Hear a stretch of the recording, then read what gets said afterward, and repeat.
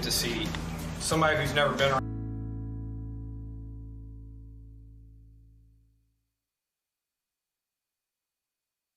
WTF Nation Radio. WTF Nation Radio. Whoa, whoa, whoa, whoa, whoa. Do you ever have one of those moments where you think, how the hell did I get here?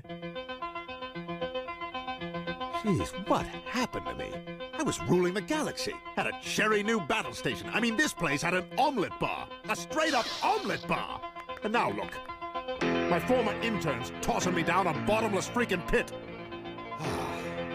You know, come to think of it, my whole life has been a series of what the moments. That was my out. The voice of U.S. Army, WTF Moments. This is WTF Nation Radio. What is this Facebook Live? I've never heard of this shit. This is a public service announcement from C.T. Fletcher. I will not contribute to the pussification of a nation. Get your punk ass out there and work for it, motherfucker. Let's roll.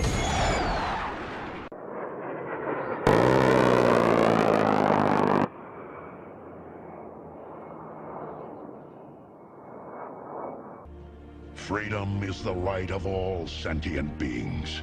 I looked my woman in the eye sockets. I told her straight out. I just said it, man. I said it. I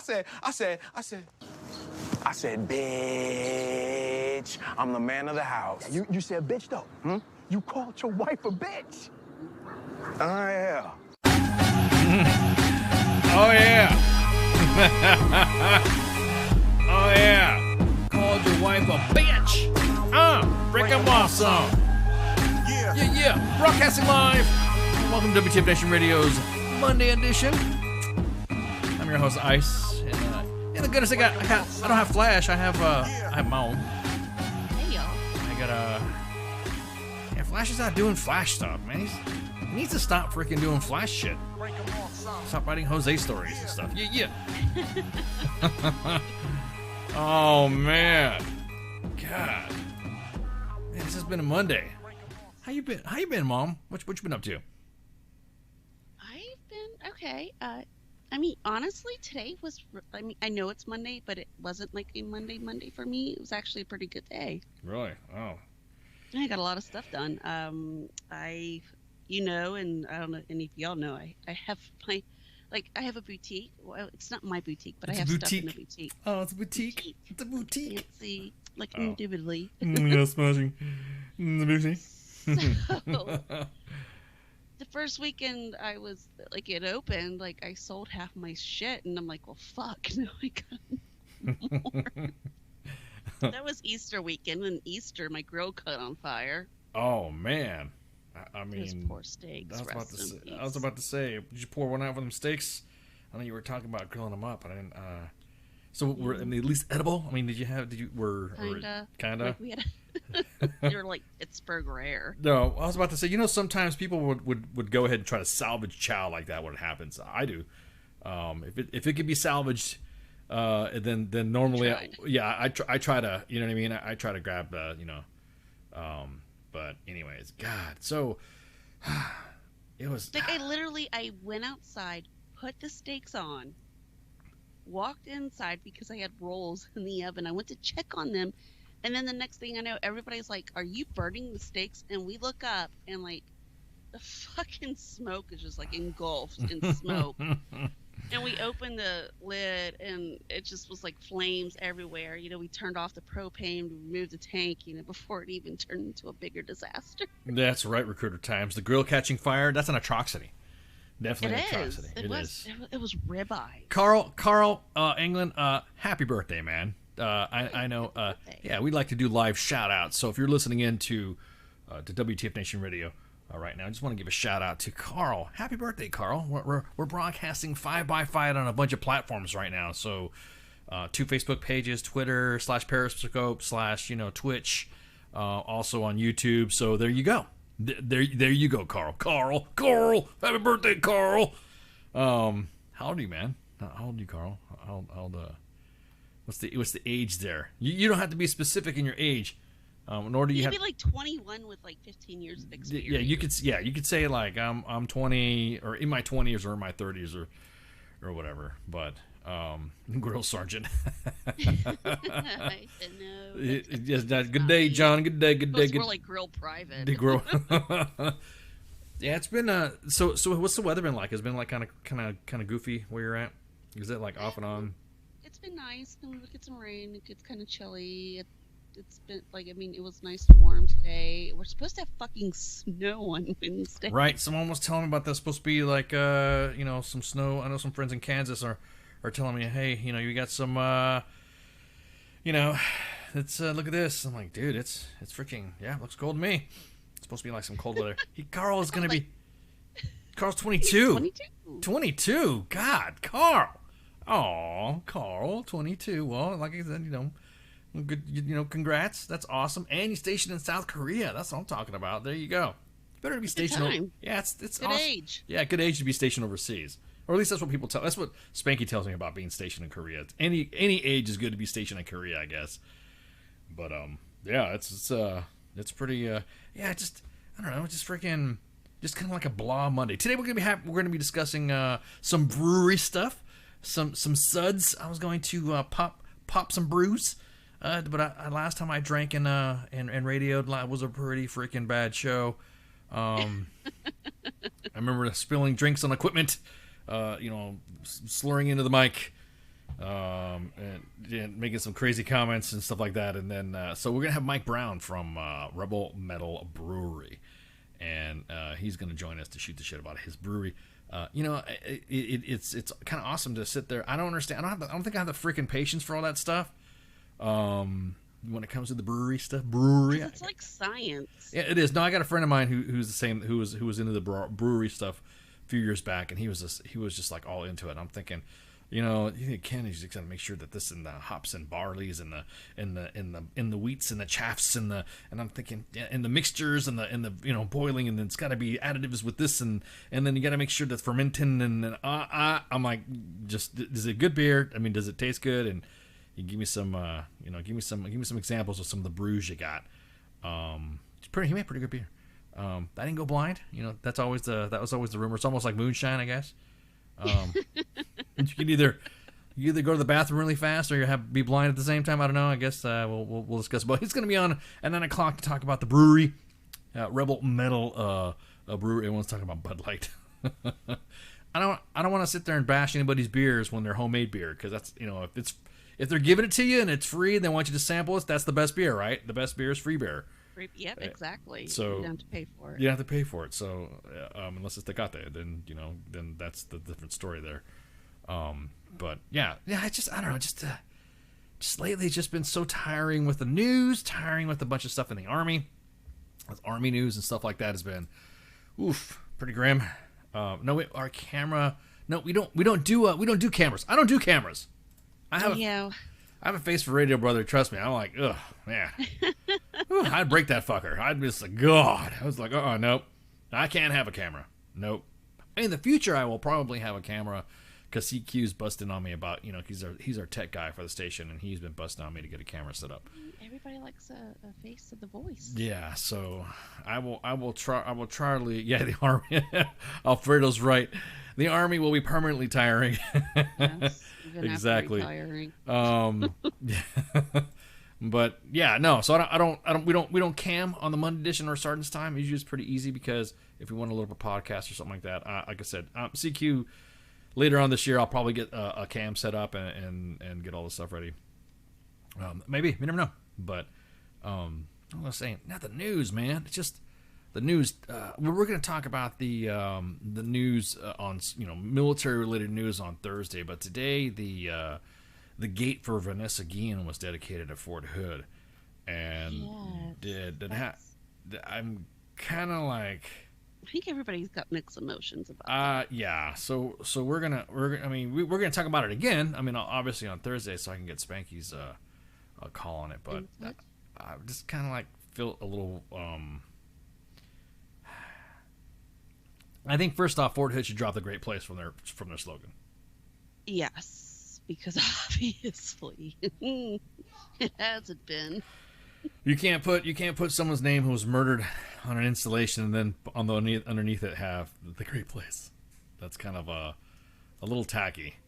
I don't know. Again, I'm gonna go into the. I know what they're trying to do. It's extremely tacky. Yeah, I know. We're gonna get into. I know. Yeah, exactly. I know. Me and Spank, you're gonna talk about this. I want to get her emotions about it, but I just felt it was it's kind of tacky, man. It's kind of like, you know, like here we failed your daughter. We're just gonna put her name on the gate. Right.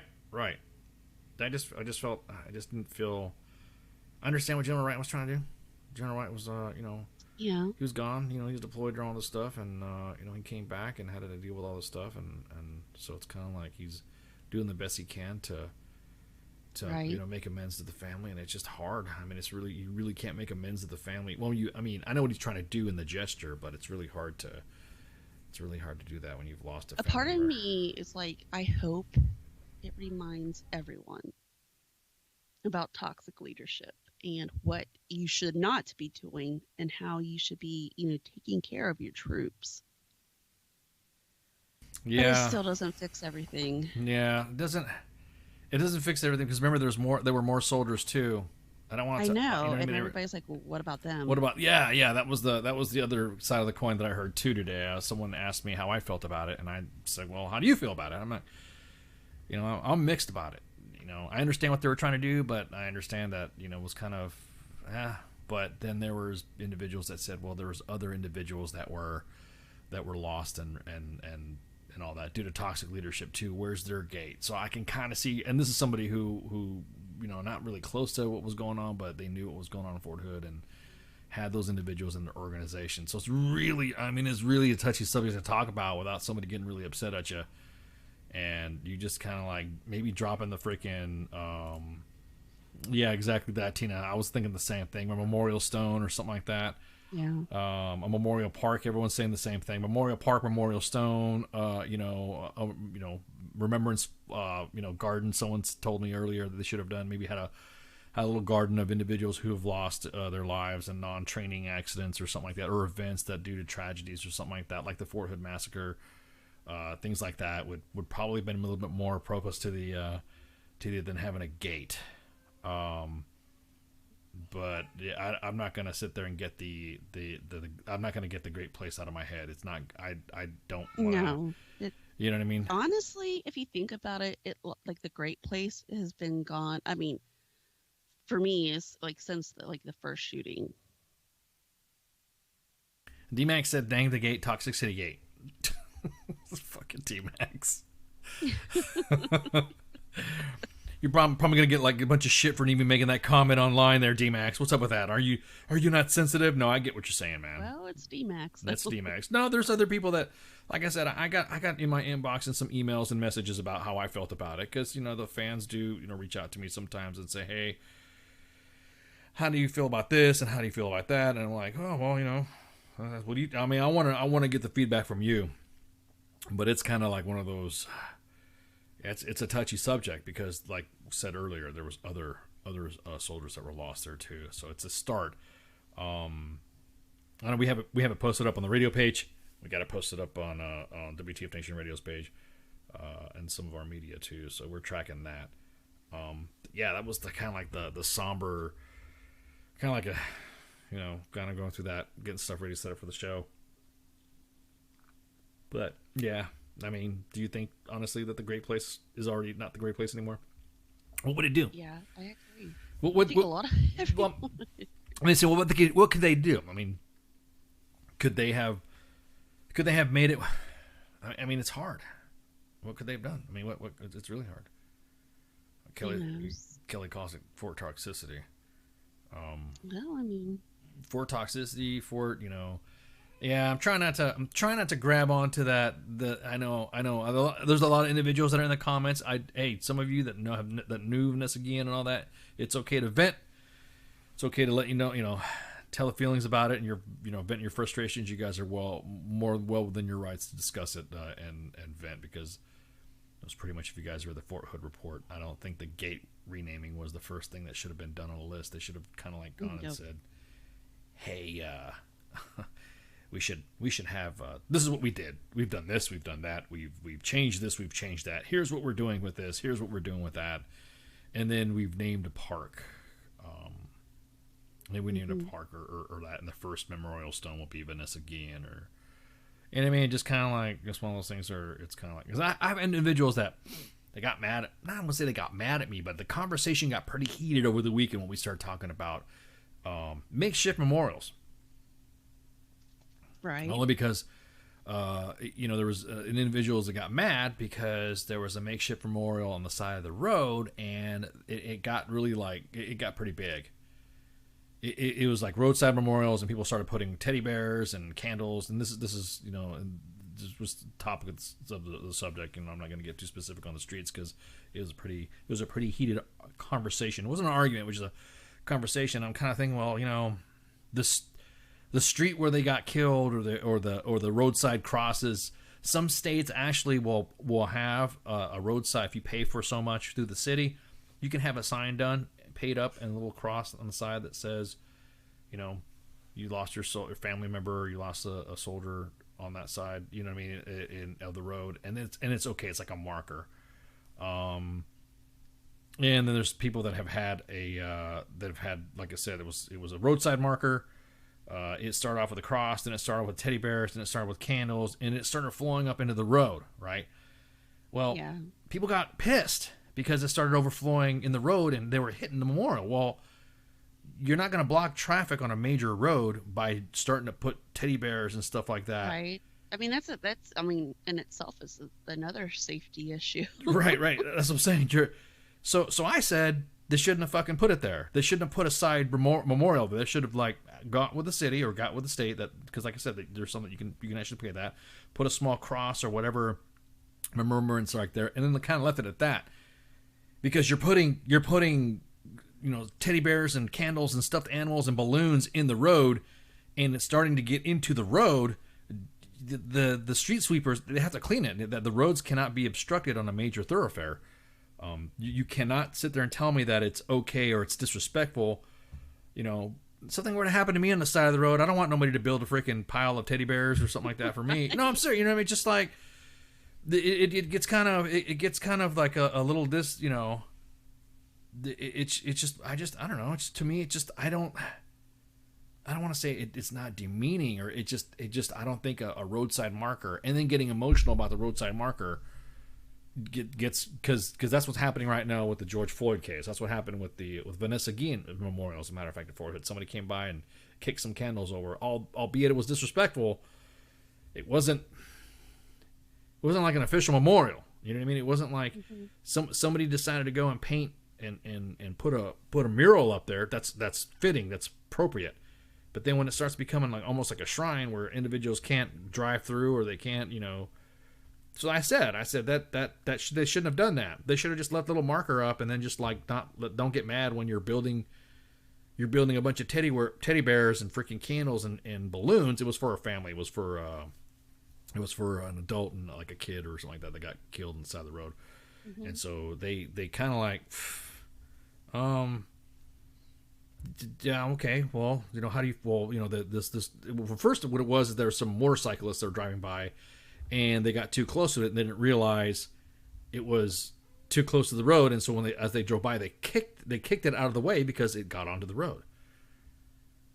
Well, shit, people freaking got pissed off because the guys on the bike kicked the stuff that got on the road. And so they had to come in and street sweep and all that. Well, I mean, it's like side of the road, there's rain and dust and crap getting on there and stuff like that. So people were really getting mad about this roadside memorial getting cleaned up. Well, it's like, maybe they shouldn't have put it there. I mean, again, some states they will allow you pay some money. Do it through the state and do it through the city or something like that. You can post a little sign or something like that, and that's it. It's just that easy. But I'm not, again, the thing with the gate. That's what I mean. That was what I was headed to, is that the gate is kind of name above a gate that says "The Great Place." The motto that everybody makes fun of was kind of maybe not of, although the gesture was good. Maybe could have done something better, but that's just me. Rubber says the leadership failure is the most hideous type it is. Practical, responsible, appropriate. Maybe a little bit too late for those lives are gone. So I didn't want to get everybody on a somber note. Shit, man. Sorry about that. What are you looking at, Mom? You should have said something. I don't know why you're sitting. Everyone's looking at me. But anyways, so with that, what else is going on in the news? Did you check any? Well, I mean, we're gonna talk about the elephant in the room. the George Floyd trial and all that. I really have not been following that. Okay.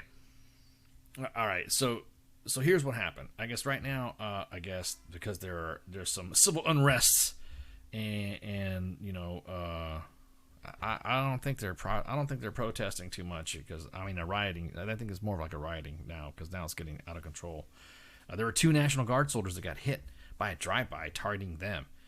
And yes, you I hear saw about that. Yeah. Okay. And so, oh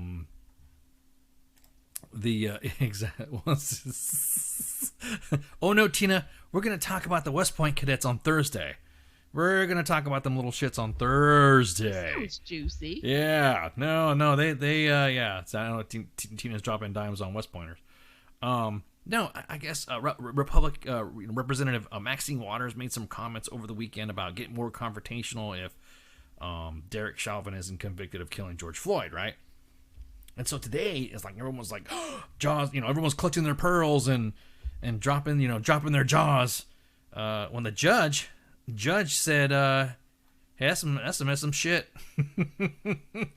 You better those comments are abhorrent. So Judge Cahill said that they could. He was being kind of specific to them. He was kind of like saying that if it was an appeal.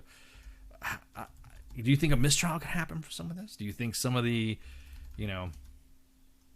he said possibly. He did make up a good point. I wish elected officials would stop talking about this case, which is true. Is this she's not even from that state, right? She's from California. Exactly. That's not even I get why. She's emotional about it, but that's not even her district. Yeah, that's pretty frustrating. It's pretty frustrating. That's like being a blue falcon. Like, for her to do that and to have the whole case overturned. Yeah, that's exactly that. He said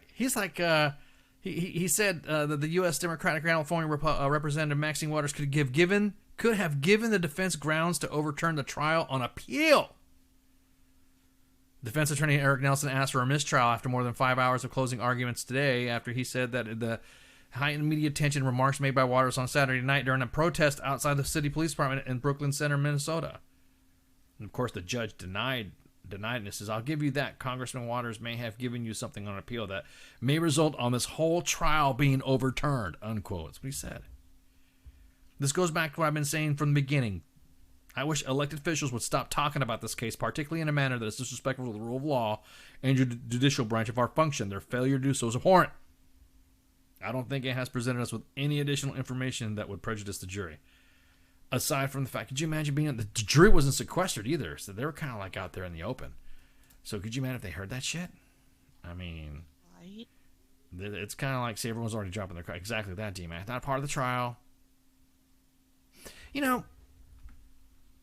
This is what happens. This is what, for these cases, it usually takes one person to screw it up. That's what I'm saying. I think she should have I think everyone should just keep their mouth shut. Everyone should just keep their mouth shut.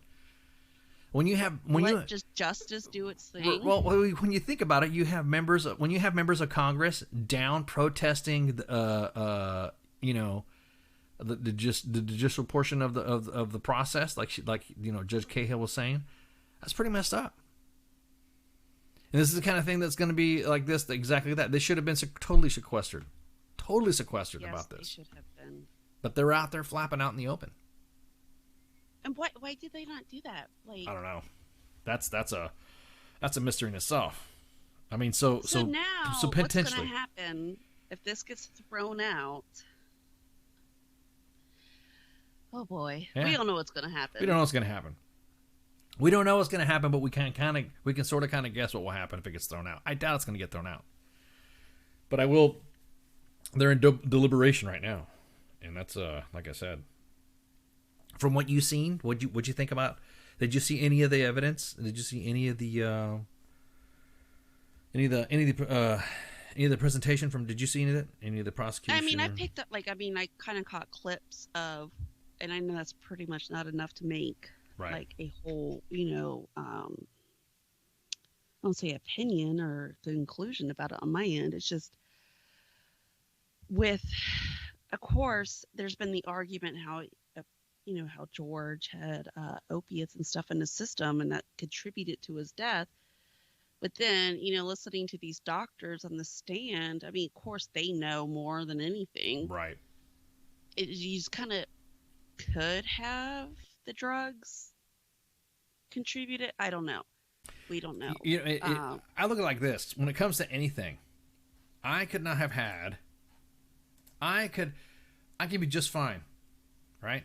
I could be consuming some substances, right? Mm-hmm. And if I'm off my own doing my own thing, I'm not expected to get my knee, a knee getting pushed in my neck for a specific amount of time if I am under the influence of said substances, right? I mean, granted, everyone's going, well, he shouldn't have done this or blah blah blah. I'm not talking about that. I'm just talking about the whole scenario in itself as far as his actions being applied. We all saw the video. I mean, we remember we were fucking pissed. We were like, what the fuck, dude? I'm not going to at all sit there and just admit, oh yeah, he's done. He doesn't. No. I don't care. I don't care how long you think. I don't care. I don't care how long you think. 8 minutes is too long. Yeah. I mean, to me, it doesn't matter what his record is. It doesn't matter, if he had drugs in his system, but to have someone kneel on your neck that long, that's fucked up. It's fucked up. Well, I mean, again, why didn't they just pick him up after he was, done and yeeted him in the freaking car? You know what I mean? That's what I was kind of like tripping out. I was kind of like, why didn't they just arrest him? Okay, he's down. After the first couple minutes, I'm like, okay, he looks like he's he looks like he's not moving anymore. It looks like he's kind of calmed down. Now it's time to pick him up, and because I've seen cops do that. We've all seen law enforcement videos or stuff like that. Get on the ground. They get him on the ground and all that stuff. Well, obviously when he's not, I think why? My whole thing is I'm blown how maybe I don't get it is how it's okay for them to use that type of force, like to have your knee on someone's neck. Yeah, that especially like that. Daniel's got a good point. That protesters left the pig's head smeared with blood on the former home of Derek Chauvin's defense witnesses, and the dude doesn't even live there anymore. You're right. They're Could you imagine buying that house? Yeah, could you imagine? Yeah. So I mean, it's kind of like, what's been happening lately? It's been happening a lot. Is a lot of individuals on social media have been fail doxing people, have been really bad at doxing. I'm gonna dox you, and they end up putting the wrong. Like Daniel's got a perfect example right there. They got the guy's wrong address, and specifically, unless you specifically say I live at, 00001.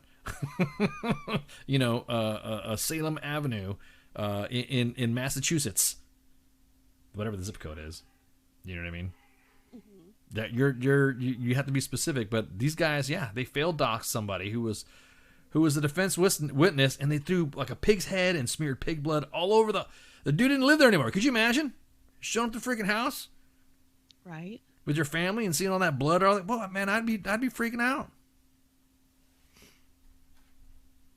D-Max says social media has become Facebook lawyers. You ain't lying, dude. Oof. I have my degree, though. I have my university Facebook. I have mine from Twitter University, because I have individuals from Twitter attacking me all the time, calling me just all these names and stuff, accusing me of being someone. It's like, I know who you are, and they failed. I had some people try to dox me about some stuff, and I'm like, I know who you are. I'm like, no, dude, you if you don't know who I am already, it's posted everywhere, then you really suck at doxing. I mean, they're like, you're this and you're that. Your Facebook University, exactly, Carrie. FBU. Yep, Facebook University. Yep. You would think I would be immune to Zuckerberg. Oh my! Actually, we graduated from there. We've been pretty good on the Zucks. We've been pretty good on the Zucks. I'm not gonna lie. Well, okay, knock on. Well, man, you haven't been on the Zucks, but you know, someone's like, hey, hey, I know who you are. Who are you? You're Felipe Torres. What did you fucking say? What? How the hell did you find out? Go, please, no, entertain me. Who? How, okay, I'm Felipe Torres, right? Okay, do tell. Please tell me. And you live somewhere in New Hampshire. Oh, really? Thank you. So there's a Felipe Torres running around in New Hampshire going, why are you picking on me, man? Why are you dropping dice on me? I gotta pay taxes to New Hampshire. Exactly. It's just like, oh my God. Yeah, it's pretty crazy. That whole mess of failed doxing. So you know he's definitely got a good point. Definitely got a good point about going to the wrong freaking house. Daniel, you're right. Going to the wrong house. You know, one of these days you're gonna go to the wrong house and there might be some crazy old dude on the porch just waiting for you. You know what I mean? Yeah, you better. Hey, what do you think you're doing? Yeah, exactly. Some old guy who's not afraid of prison or something like that. Who's definitely gonna be like, oh no, you didn't. You know what I mean? Oh, what is that movie? Gran Torino with Oh, with Clint Eastwood, yeah. Yeah, that would not go well. Exactly. Yeah, you're right, Marty. Too many keyboard tough guys. I would have joined crowd, want to get in the conversation. Yep, exactly. Oh man, I got. My name's. Your name's Philip. Shut up. Your name's Philip Torres. You live in New Hampshire. Blah blah blah blah blah. Or no, you're adopted. I'm like, okay. Don't know too many Mexicans that adopt white kids, but okay. Okay.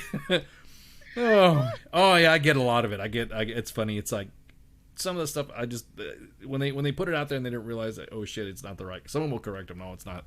That's not him, and then they'll delete their tweets or delete some messages or something like that. It's fucking hilarious. They never get me in the DMs though.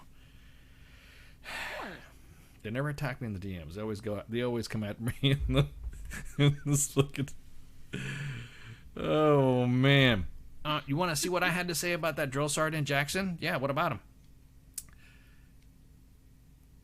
What about him? It's like you know. Yeah, exactly that, Gary. Like that reporter going to that medic's house for donating $10 to Rittenhouse. Yeah, that's another good point too. He's a reporter that actually found out where the guy lived too. It's like, god damn, dude. Over $10. Yeah, over $10. Are you not Mr. Are you not Mr. Are you not Mr. Ken Kniff from East Los? Yeah. What's my opinion? What about it? He fucking deserved it. Don't lay hands on a kid. Come on, man. Bigger than him, talking all that shit. Anybody can walk. You don't own the fucking sidewalk. Exactly. You're walking that, and you know I want to know what the rest of the individuals. I don't know much about the situation either. All I know is that you know kids are all teenagers are all assholes. Are like they're assholes. Yeah, exactly. I mean I teenagers are just little smart mouth little kids. They're not all of them, but teenagers. You're walking by and you're screaming at somebody, what are you doing to my lawn? If you don't, I don't know nobody, who cares, What are you doing? Screw off. I would have just been like, hey, dude, what's up? Like, with teenagers, if you just kind of keep your tone down and just be like, hey, what's up? They will just be chill with you. Yeah. That's all you got. Well, no, the thing is like I have, the teenagers, and everyone's lived in neighborhoods. I have teenagers that live in my neighborhood and they play hoops or they're walking, riding their BMX bikes or up and down, stuff like that. Sometimes I'll even join in a game of hoops, you know what I mean, or hang out. But they're kids. They're everyone's locked down. We have all this Rona shit going on, and they're all getting whatever. So you're gonna expect to see kids out and about, especially teenagers running around, and you're gonna see kids hanging out. And in that video, since you decided to bring it up, D-Max, in that video, the guy was getting fucking, getting in that kid's face. He gets to get in that kid's face, but when that kid, he's like, he leans over and everyone's like, oh, you're talking to my wife, and he shoves the kid, and then he tells him, you're in the wrong fucking neighborhood. Yeah, it was fucked up. Yeah. Seems like it was a trap. I don't think it was a trap. How is it? If someone is emboldened to fucking do that while they're being recorded, I can even imagine what it's like when they're not. Or at home. Or at home, yeah. You better. I mean, that whole video. I mean, the whole thing. That guy obviously was big. I mean, he was bigger than the kid, anyways. Twice the size. Twice the size. Flinging him around like that. I guess he's not going to join the army now. What are you gonna do? What are you gonna do? What are you doing in my neighborhood? Fucking walking through. And last time I checked, there's no closed area. Nothing is closed. You you have kids. Wait till school starts. Holy shit! After all these states start lifting all their COVID restrictions, you're gonna see all these kids coming around. You're gonna see teenagers left and right all over your yard, all over your lawn.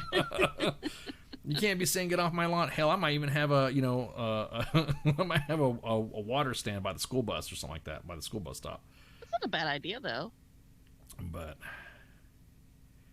Tina says, well, how long have you been on the trail? He was a drill sergeant instructor. He's been in for a while. So he was a drill sergeant instructor, from what I heard, at the Drill Sergeant Academy. So he was the instructor of drill sergeants. You think that'll get somebody a little bit to their head? Like OCS tax? I know some people in the audience have gone to OCS, and there's some OCS tax in there that can kind of get a little bit there, a little bit, like air assault cadre. They're like the biggest ones. Mm-hmm. He's a drill sergeant. Well, he's teaching all the drill sergeants, so even everybody at Fort Benning, they're DMAX. They even drill sergeants that drill sergeant at Benning are drills. They get drill sergeant. They get drill sergeant training. At Fort Jackson. Exactly.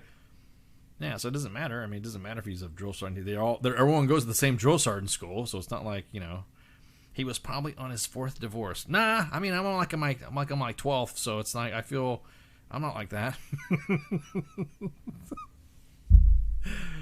OCX Tad, don't know her. Oh man.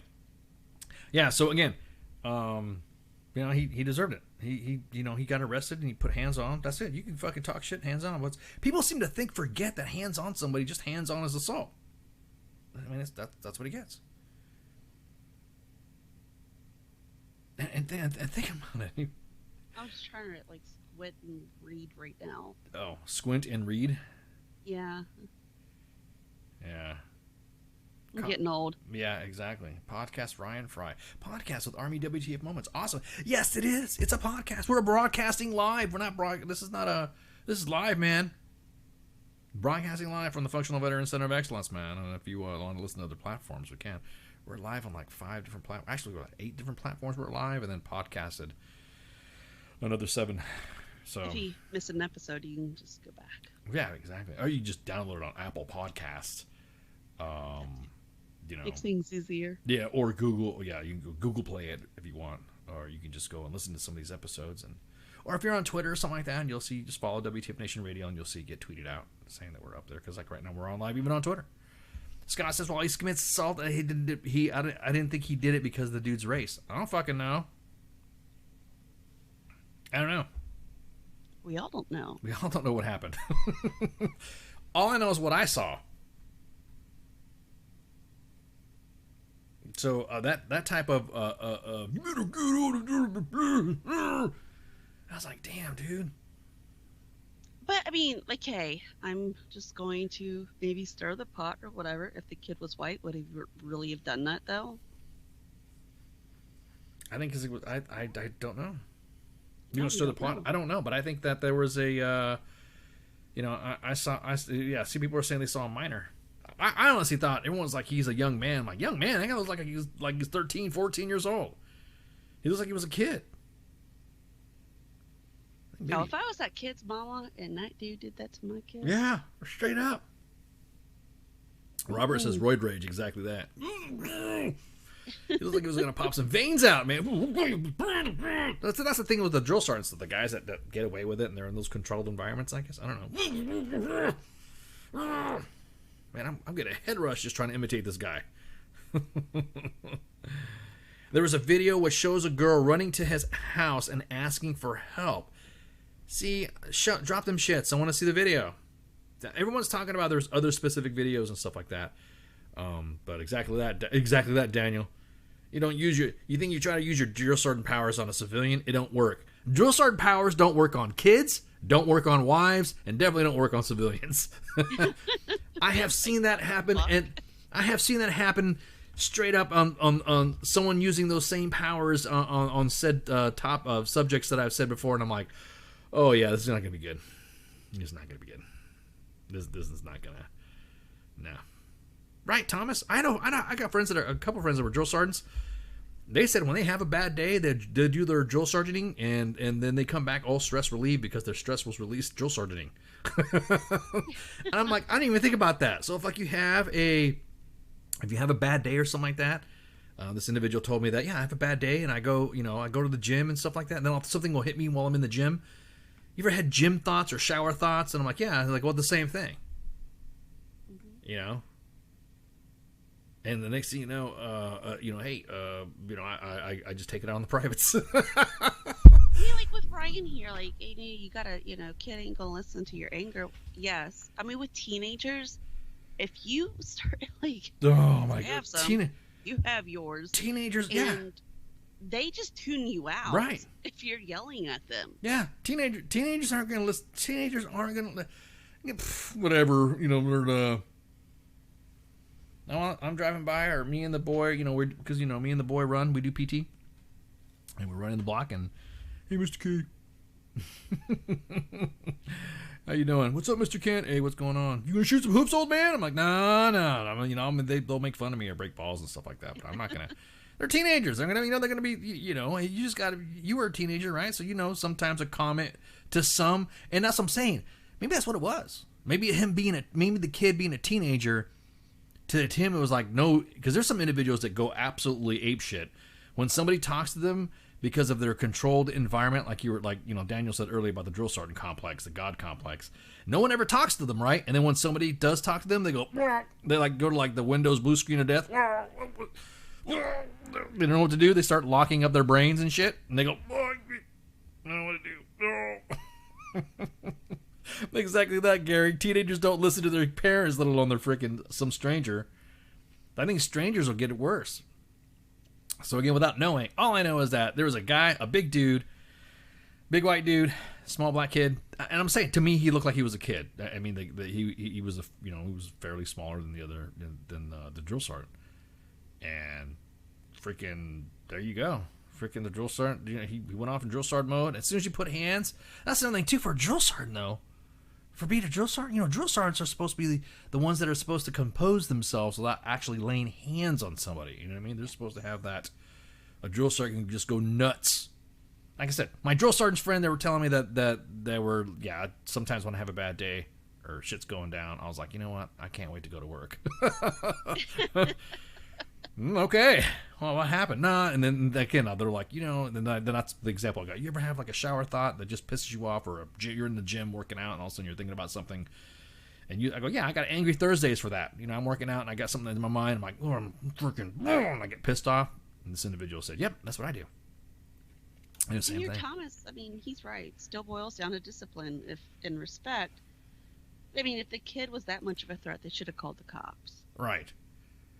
That's kind of funny, too. Now that you mentioned that, whatever happened to people like not calling cops on stuff like that? Like, hey, I got somebody creeping around my yard. Oh, okay, cool. I'm going to go check it out. Then I go back in my house, and that's it. That's it. Let the cops deal with it. Now, I'll be honest with you. How do I say this? The spouse in the background was annoying as shit.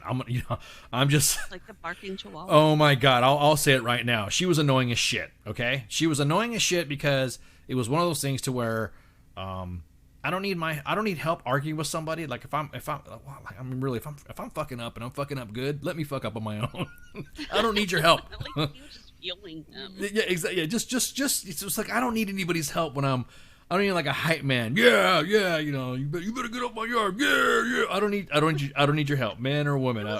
She wasn't just tossing gas on the fire. She was at the fucking gas pump and just fucking hosing it down. Exactly. She was with the gas pump and then using a flamethrower just you know, and she was just like, like, oh my god. And I was like, it was being streamed. I didn't want to make a comment on anywhere. I was like, I'm just gonna make my comments myself because I don't want nobody to fucking, you know, jump on my shit because, you know, I don't want to sit there and say, hey man, you need to control your old lady or whatever. But dude, it's just like, you don't need help. Like, don't get me wrong, if you're taking fire or something like that, and she's pulling out some weapons with you, and you're out there, you know, laying down some suppressive fire, and you're breaking contact. Hey, I can see that. That's awesome shit. You know, that's good shit. That's a good teammate to have. But if you're sitting there going, you know, first off, you've got roid rage, and you got somebody who's sound like a freaking, remind me of a seagull that, you know, flies over you that's trying to get your food. Like, oh my god. Yeah, exactly. Mine. Dude, stop. She went full chip out. Chihuahua Panda. What is that, D-Max?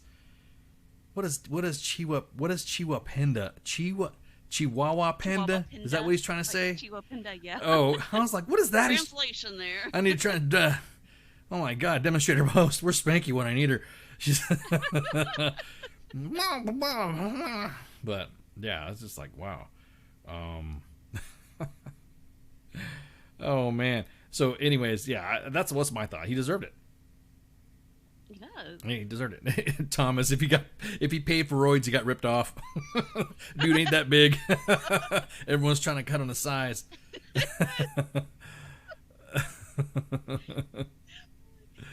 Exactly. You know, that's another thing too, man. If the guy was roid raging, then freaking, it's kind of like, you know, dude, I really think that vein sticking out out of your fucking forehead. Do we have a talk show on Spotify, Faisal? You know, we actually. Oh man, we have. You know, no, we don't. Actually, we do not have a talk show on Spotify, but we are on Stitcher. We are on iHeartRadio, TuneIn app, iVoox. All your international podcast aggregates, we're up on that. We have an audience in Nepal, by the way. Yeah, I've seen Paul from Nepal. I saw some wingdings in the freaking comments earlier. A comment, and I think it was Paul from Nepal. And we also are all the way out to Australia and Bangkok as well. So, no, we do not have a show. You know, if we had a talk show on Spotify, we'd be making some mad dollar. But yeah, shoot for the stars. Yeah, exactly. That's Dogecoin. Oh yeah, speaking of that. What's up with that? Invested $100 into that yesterday. And hold on, I'm pulling it up. You pulling up? You getting this Dogecoin? Doge. Yeah, Doge. Well, not yesterday. What is today? Monday, Saturday. It's the Monday edition. My weeks have been so chaotic. I hear you. Know what date it is. I've made $33 from my $100 so far. Wow. Well, there you go. In 2 days. That's from the Doge. Yeah, everyone's like dropping the coin. Yeah, I got some friends that were like, I made this. I made a little bit of coinage from the other investment that happened with the GameStop stuff. So that's pretty cool. That was but then I cleaned that out and got off that little bandwagon thing. So, but I just thought it was funny. Let's see where it's at right now. Where is Dogecoin at? Let me pull this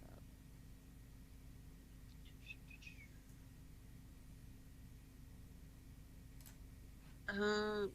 It is at Thomas said 39 cents. It's roughly around there. It's like 0.387. So okay. Yeah, 39 cents. We'll just round it up. We are not financial advisors because we don't want to fall any illegal stuff right here. I mean, yeah. Someone just sent me a picture of the Vanessa Guillen Gate at Ashley is a memorial. We'll post that at the during the break.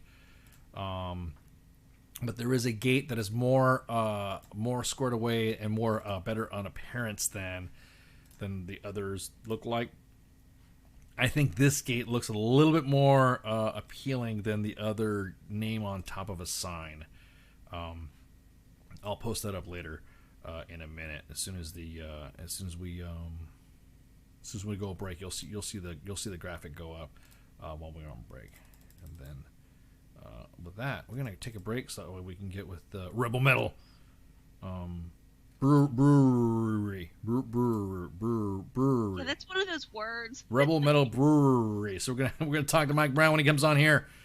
So we're gonna go on break right quick, and then y'all get some refill your glasses, go take a smoke break, refill your vape pens, and shout, stand by. WTF Nation Radio. WTF Nation Radio. Take it from me, Ice. You can't just float around space not caring about stuff forever. The voice of U.S. Army. WTF Moments. This is WTF Nation Radio. Shit in the bag, Pogue. Hello, Mama. Hello, Daddy. I've got something that I've never said before. Went down south of the border. Now life, it's got a little harder for me.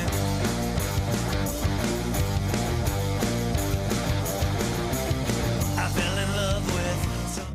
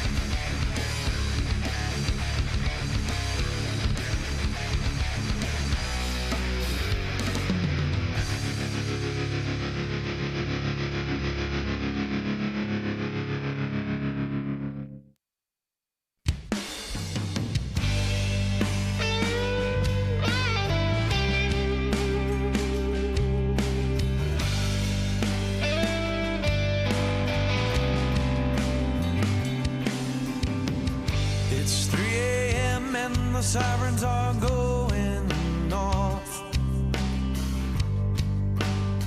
Another rocket attack. I've got my boots and got my ammo in my 50-pound sack.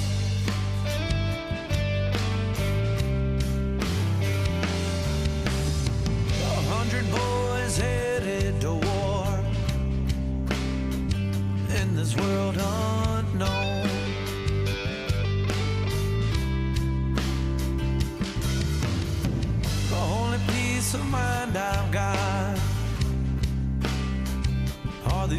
from home.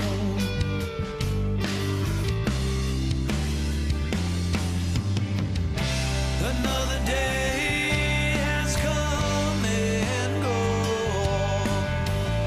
Another night I'm all alone.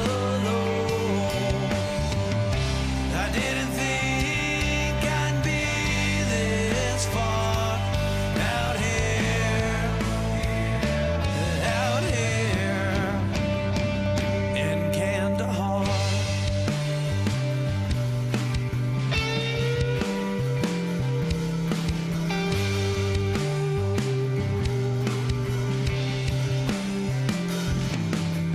Well, most of us, we made it home, but we never came back.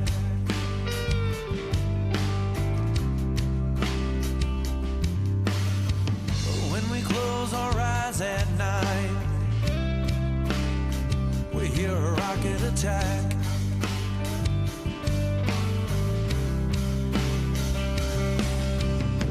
I've tried to talk and tell you about it, but it ain't the same.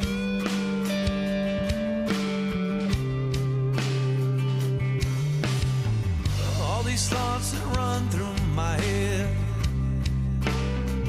well, they can't be tamed.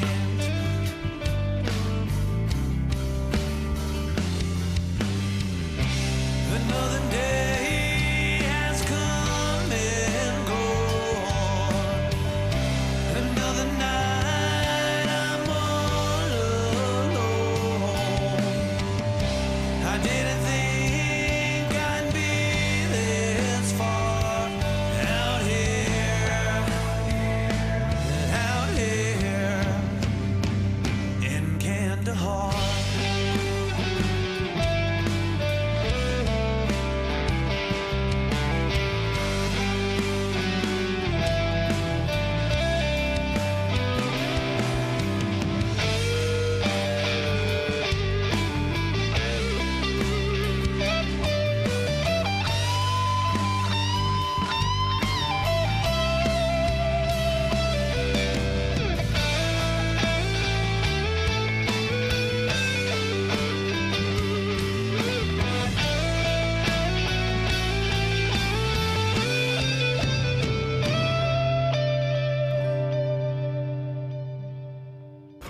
Another day has come and gone. Another night I'm all alone. I didn't think I'd be this far out here. We ain't far from Kandahar.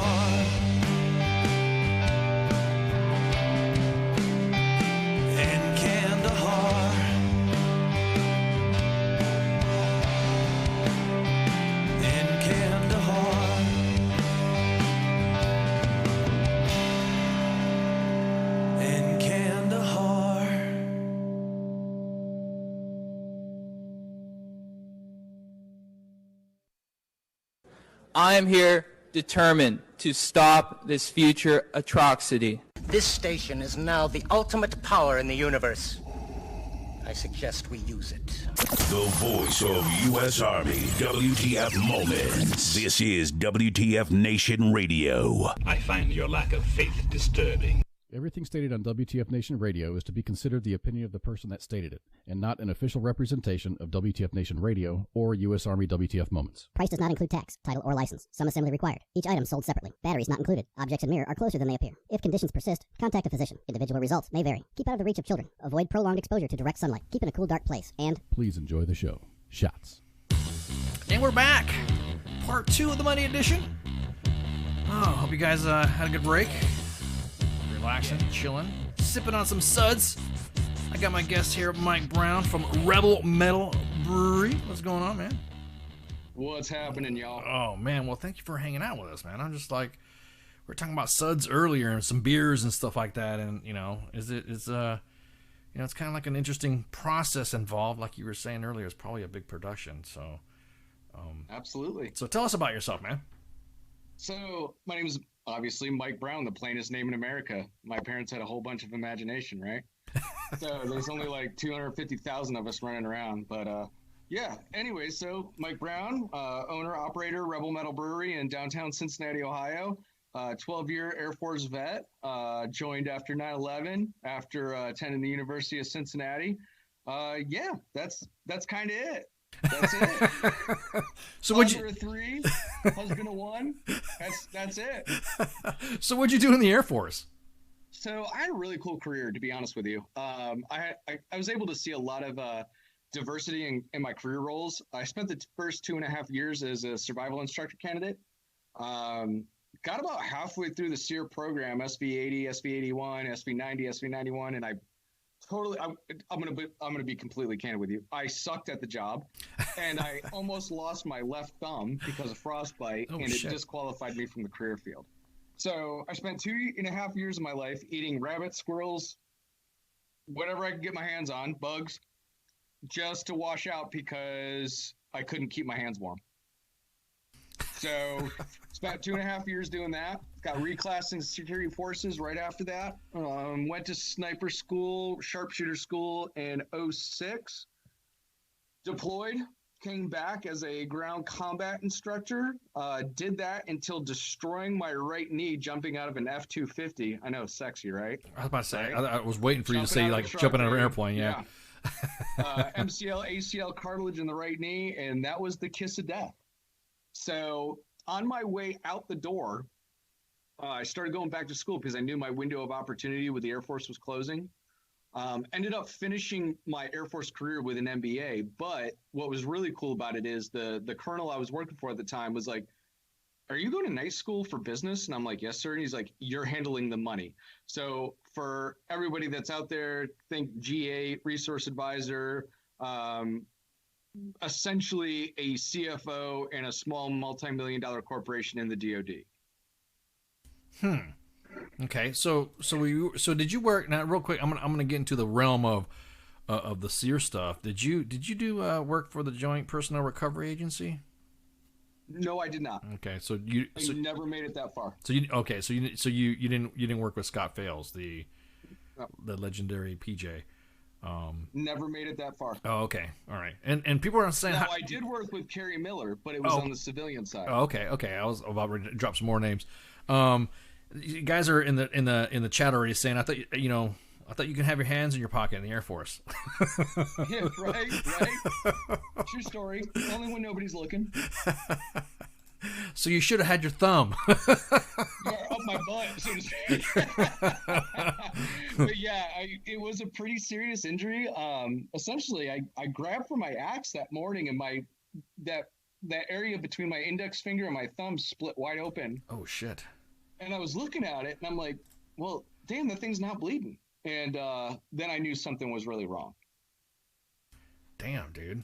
Oh man, you got any medical porn? You got any med porn on that? You got any pictures? You always, like you got pictures of it. You don't have any? No. Well, at that point in time, the digital cameras weren't super hot and heavy yet, nor were like. That's true. No, you're right. The flip phones were just now coming out, and no, man, that shit all got lost in translation, so to speak. I didn't even think about that. You're right. I was telling some friends the same thing. It's like, how come we didn't have, pictures from back in the day? And I'm like, yeah, because back in the day, cameras suck. We didn't have portable, recording studios in our pockets. Like you said, we had flip phones that took pixelated pictures of whatever. So after that, so then what did you do? And you got out of the Air Force from then.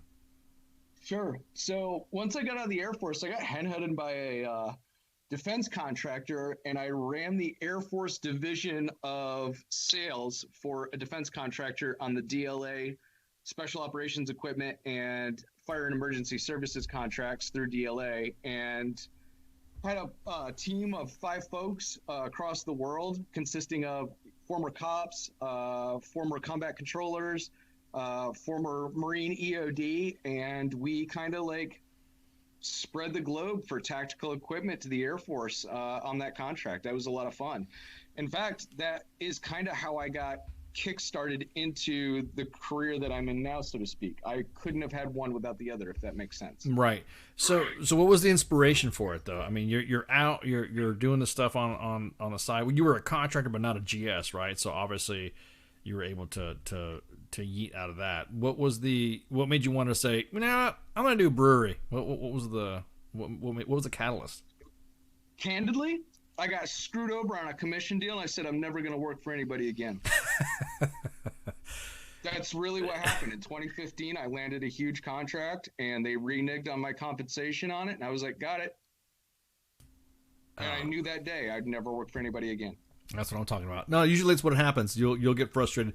I think it's I don't know. And especially in that realm, your worth gets used and your talents get used, and then not realizing that your talent ends up being proprietary to them, if that makes any sense. It does make a lot of sense. And the conversations that I was having with my friends is like, why am I not doing this for myself? Why are we not doing this for ourselves? Right. Exactly. So, well, what made you come up with the whole brand of Rebel Mettle Brewery? I mean, since we're talking about the catalyst, what made you do it? So, the name, I should say. November of 2015, I decided, yes, I'm going to pursue this dream. That's when it came into fruition, so to speak. It said, you know what, I'm going to do everything possible to get from point A to point B. So I started taking online courses through, I think it was the University of Oregon, on their brewery science program. And then at the same time, I had just completed my MBA, so it was very fresh in my head on how to build a business plan. So I spent the next 6 or 7 months building a business plan on what I could find online, the information that I could find on the Cincinnati statistic area, and started going, is this a viable option? And each time I crossed a threshold, it seemed like it kept snowballing bigger and bigger and bigger and bigger. So November of 2015, started doing it. October of 2016, we had still not come up with a name yet. So I was still building the business plan. I was still looking for potential places to call home, so to speak, where we could put our equipment. And in October of 2016, so let me backtrack a month. September of 2016, my mother gave me a handwritten birthday card that said, you've always been a rebel. You've always marched to your own drum. We're proud of you. Good on you, mate. Right. So that was fresh in my noggin. And then an individual by the name of Paul Kester, who at one point in time was the oldest enlisted airman in the Air Force, but he was also a pararescueman and just a dynamic individual. Him and I were talking about Takeda, Fallujah area, and he was like, oh, yeah, that really tested your metal, didn't it? I was like, yeah, it sure did. On the way home from that conversation, the two terms melded, Rebel Mettle, and I was like, that's it. So I texted my other friends that I'm part of this company with. I was like, this is the name. What do you think? And they're like, that's on it. So we chose a name. We went out. We got investors. We found a place to call home. We started getting our equipment manufactured. We started construction on the building, and then we finally opened the doors in September of 2020. So all in all, it was about a 5-year project from point A to point B. You know, you bring a good point about a business plan. I think a lot of veterans, when they get out, think it's a lot of, they struggle. And a lot of it is that either you have the gift for it or not. But some, I think a business plan would be more of the template to go with for those that don't know how to do it. Can you explain what a business plan is? I mean, in that realm to get this started up? So business plan, is going to start out very general, and then it's going to get very minute, so to speak. So you're going to start on the macro level, right? So this is the Cincinnati market. This is what's going on here. This is how's it going. And then you break it down to individual,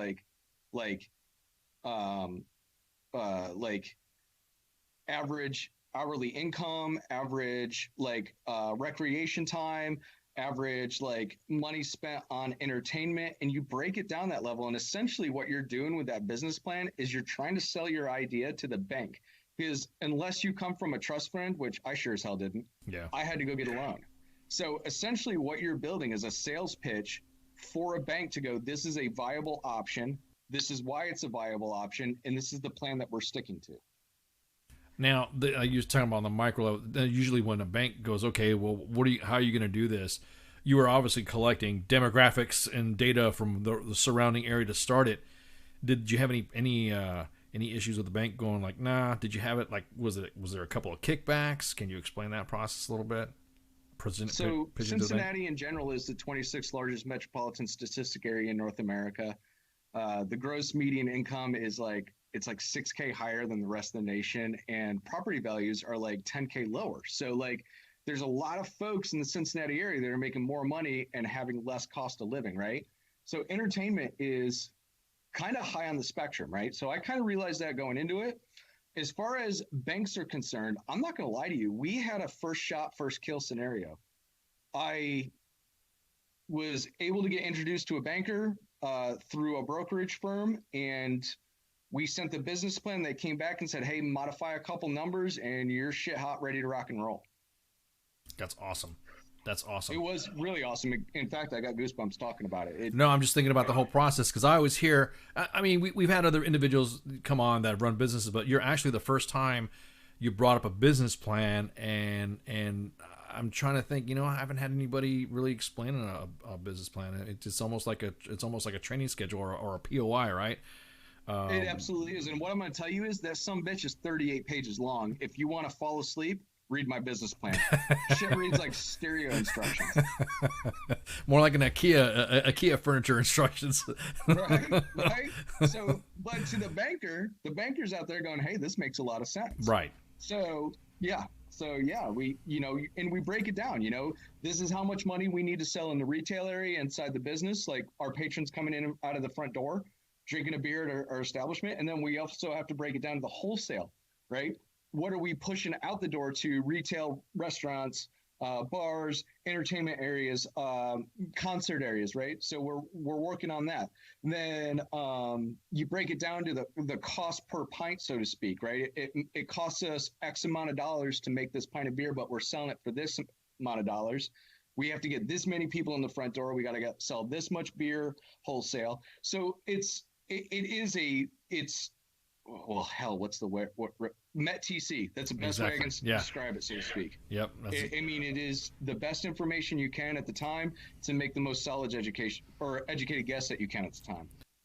Now, your family members on this, what was their take on this? Or were they kind of like, oh yeah, this is a good deal? I mean, your family supported this from the get? So first and foremost, I want to make this abundantly clear. I would not be able to achieve where I'm at today if it wasn't for my wife. Plain out and simple. She has always allowed me to sail the ship as I see fit, so to speak. Right. When I told her I wanted to do this, her response back was, if you're going to do it, don't fuck it up. I was like, got it. So she has been an extraordinarily awesome woman. She does a damn good job raising the kids when I was out pitching to investors, when I was out traveling all the time, when I was meeting with people to make this dream a reality, so to speak. She was always the infrastructure that I was able to build upon. So first and foremost, I would not make it from point A to point B without my woman, Kristen, and I love her very much. Second point, my family, as far as like not only like her mom and dad, but my mom and dad were always like, if anybody's going to do it, it's you, dude. So they're like, go make it happen. And I'm like, Roger that. So I mean, it really, like, as far as support is concerned, not only did I have the support of my family, but I also had the support of the family members of the people that have done this with me. So I've got 2 managing members, and then I also have a number of silent investors, so to speak. But the family members of our managing members, so to speak, the core 3 folks, have always been incredible. They've always been very encouraging, and they've always raised their hand going, how can I help? So we've had, as far as I'm concerned, the stars have aligned, so to speak, and we've had a significant amount of success just like being a family unit, because we're still friends and we're still family, and having the support and dedication of everybody in that ancillary circle that goes along with this. So like we're in the middle of it, right? We're the bullseye. But there's this huge circle around it with other folks that are helping out, and that circle has been complete for us. So we're incredibly fortunate for that. That's good shit, man. That's awesome. Okay, so now you got the business plan up, you got the bank, you had some silent, all your investors in line. What's next? I mean, what'd you have to do? Because there's a lot. I mean, this is fascinating because there might be some individuals out there listening in the audience that might want to open up a business themselves. May not be a bar or brewery, but just something. What'd you start off with? I mean, what'd you need to get? What was the list? So it went from business plan name to tone, look, and feel, so to speak. So our first investor was a woman by the name of Amy Foley, and she knows one of our managing members, and she's like, I don't care what it is, I just want to invest in this. And it was awesome, right? It was a match made in heaven, so to speak. So that gave us, other than the money that we were pumping into it, it gave us our first little like breath of fresh air, so to speak, where we're able to pursue things, right? So that breath of fresh air allowed us to go search for marketing companies. And we went out searching for marketing companies, and we kept getting people that are like, oh, I do search engine optimization, I do SEO search awesomeness, I'll build your website, yak, yak, yak. And I'm like, that's not what we're looking for. Like, I know enough in my brain what I want this brand to look like, but at the same time, I can't draw a stick figure. So I was like, we need help in that graphic realm area. Right. So the next like step was to get the tone, look, and feel of Rebel Mettle established. And so we finally hooked up with a woman by the name of Sherwood McVeigh, totally awesome woman. She was a director of a marketing firm in Cincinnati called Hyperquake, right? So we went to Hyperquake, and I was pitching them Rebel Mettle, and they were pitching back why they wanted to work with us. And the weird thing about it is, it was the first time where I was judging them on their ability to do work, and they were judging me and us on the ability to do work. They were like, do we want these people as clients, right? So we had that first initial meeting, and about 4 days later, they became our second investor. And then from that time out, we had about 8 more people sign up. And what we did is we sold 1% of the company. We capped it at 4% increments, because anything over 4%, that would mean people would have to get on the liquor license, and we looked at it as a liability. So we kept it at 4%. So each individual investor is either a 1 to a 4% investor, and then each like percentage we sold for $15,000 on an idea. Okay. So what that did is, so once we got our tone, look, and feel established, we were able to present like a Shark Tank environment here in Cincinnati. Mm-hmm. We went out to people and shotgunned, 100,000 emails out. Was like, this is what we're doing. Do you want in on this? We got a whole people in the front door. I gave the sales pitch, the elevator pitch, the word up pitch. This is what we're going to do pitch. And at the end of the night, we had our investment team squared away. That allowed us that capital injection from the 10 total investors allowed us to go to the SBA with a 7A loan. So I just happened to be one of those guys that had a decent credit score, had a decent net worth, was able to guarantee the loan. So we approached the SBA, got our SBA loan, and then the next step after that was equipment. The equipment took 18 months to manufacture. Real quick, I was going to ask you before we go on to the equipment side of the house. Did you have anything from the VA help you out? Did anybody from like any VA loans or anybody from the VA or did you seek any type of that assistance? Not really. Just to be candid, nope. The only assistance that I got through the VA process and the SBA was I got to pay half my closing costs. That was about it. But at the same time, I did not seek out assistance either, if that makes any sense. Right. So I wasn't going, all right, to the VA going, hey, I'm thinking about doing this. Can I get your help? It was more along the lines of, I'm doing this and I'll be damned if anything's going to stop me. So I didn't seek the help from the VA, but I don't know if it was there or not, to be honest with you. Right. No, I see what you're saying. No, because there's a lot of veterans that do use it or don't use it. And I'm just kind of curious if you went through any of the processes, because I know they like to say that they're, we're VA. Of course, the VA is always going to say, we're here for you. So I was just wondering if you had taken any advantage of that stuff. So, okay, I'm sorry. I didn't mean to cut you off. Go ahead. Continue about the equipment. What was next? Did not. So anyways, so we got our equipment and started getting the manufacturing. So our first place that we were going to call home was the old Cliffside Brewery in Cincinnati. It's the oldest, most structurally complete pre-prohibition brewery building in Cincinnati, right? So we got all the equipment designed to go into this building, and the owner of the building, along with us, couldn't really get the capital needed to get this building the way it needed to be done, right? So we were talking about a $15-16 million project. We got like 80% there. We got like 14.5 million of it secured. We were waiting for some historic tax credits from the state of Ohio to come in, and they didn't. So that put a break on things for about 3 to 4 days. We were like, what the hell are we going to do? Oh, shit. So my architect, Ron from the drawing department, calls me. He's like, hey, man, you got to come check out this building in downtown. And I'm like, in the middle of downtown? He's like, yeah. And I'm like, I was very apprehensive about it, right? And he was like, no, come check it out. So I got into the building, and I saw the vision that he put out. And so we were like, you know what, let's do this. So as the equipment was getting finalized as far as manufacturing and shipping over, so just to throw this out there, if you are looking for stainless steel or anything manufactured out of stainless steel in America, it's more than likely going to come from China. Like, trying to find stainless steel manufactured like items here stateside is like a white unicorn. It exists, but you're going to pay 40 to 50% more for it. Really? Oh, wow. That's crazy. Yeah. So we went with a U.S. company, but they outsourced their manufacturing to China. So got it all manufactured, got it shipped over. The United States side put all the automation controls and all the electronics into it, so to speak. The only thing we got from China is the steel itself, but it is what it is. Right. So we had to get on their production schedule. We had to do that. So got all of it down, shipped over. In the meantime, we started finalizing the contract for the building. We started finalizing the SBA loan itself, and we started on demolition. By the way, if you guys have never demoed a building, do it. Do it.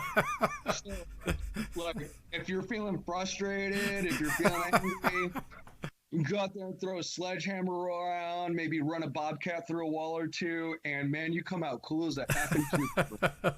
All right. So the Rebel Mettle team, we had a very hands-on approach, so to speak.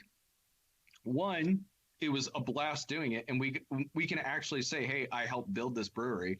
Two, it was a money-saving option, so to speak. Like, the three of us put in countless man hours and helped develop the product, so to speak. So we started in demolition of December of 2019 and started actually building up at the end of January of 2020.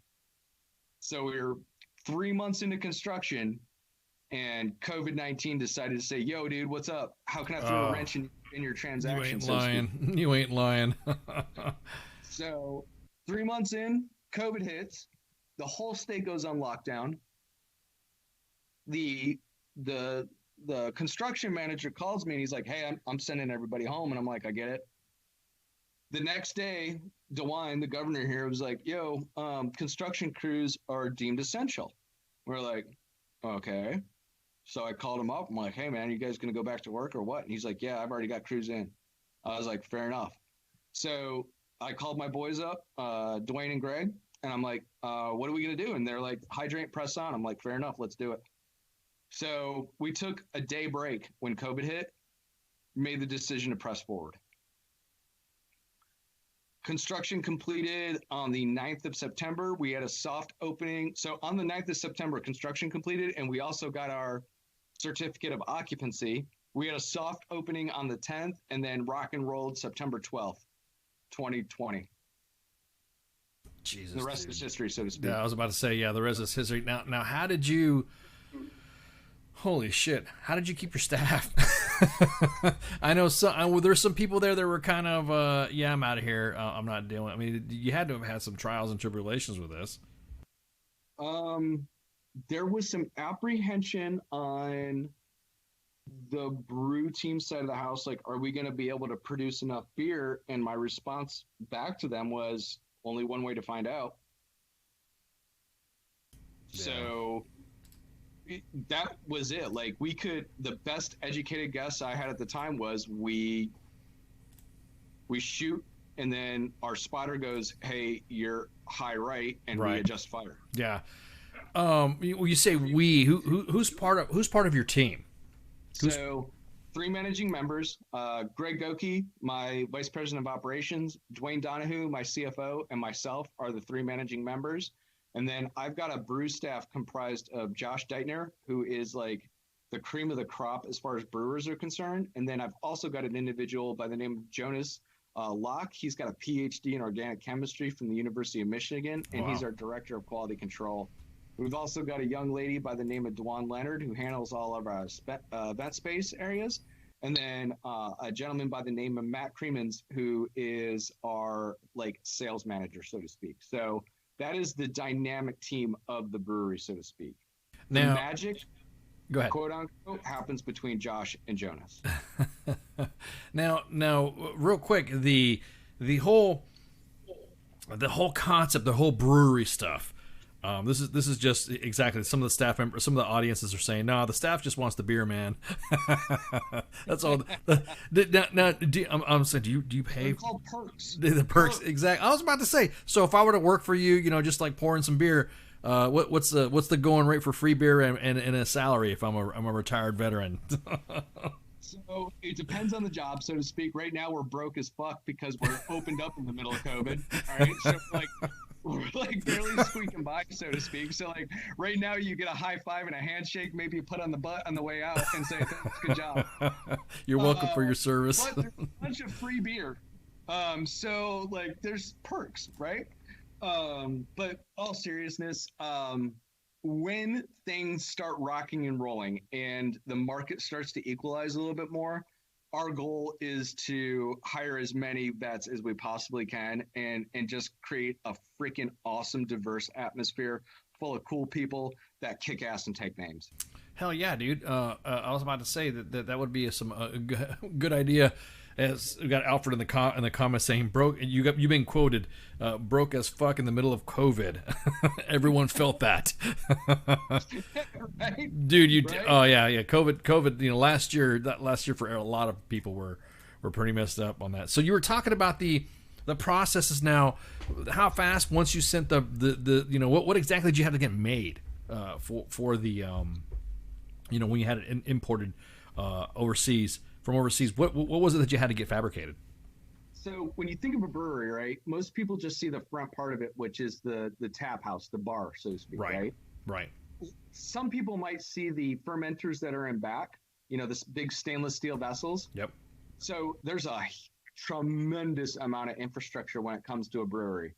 You've got boilers, you've got fermenters, you've got bright tanks, you've got the brew house itself, you've got hot liquor tanks, you've got all the associated piping between high pressure, low pressure steam. You've got all the plumbing associated with it. You've got cold rooms. You've got keg cleaners. You've got air compressors. I mean, when you think of a brewery, it changed for me. When I think of a brewery, it was, like I said, I think of the bar area. Now looking at it, I think of it as a manufacturing area with a bar in it. So my thought perception has definitely changed going through this process.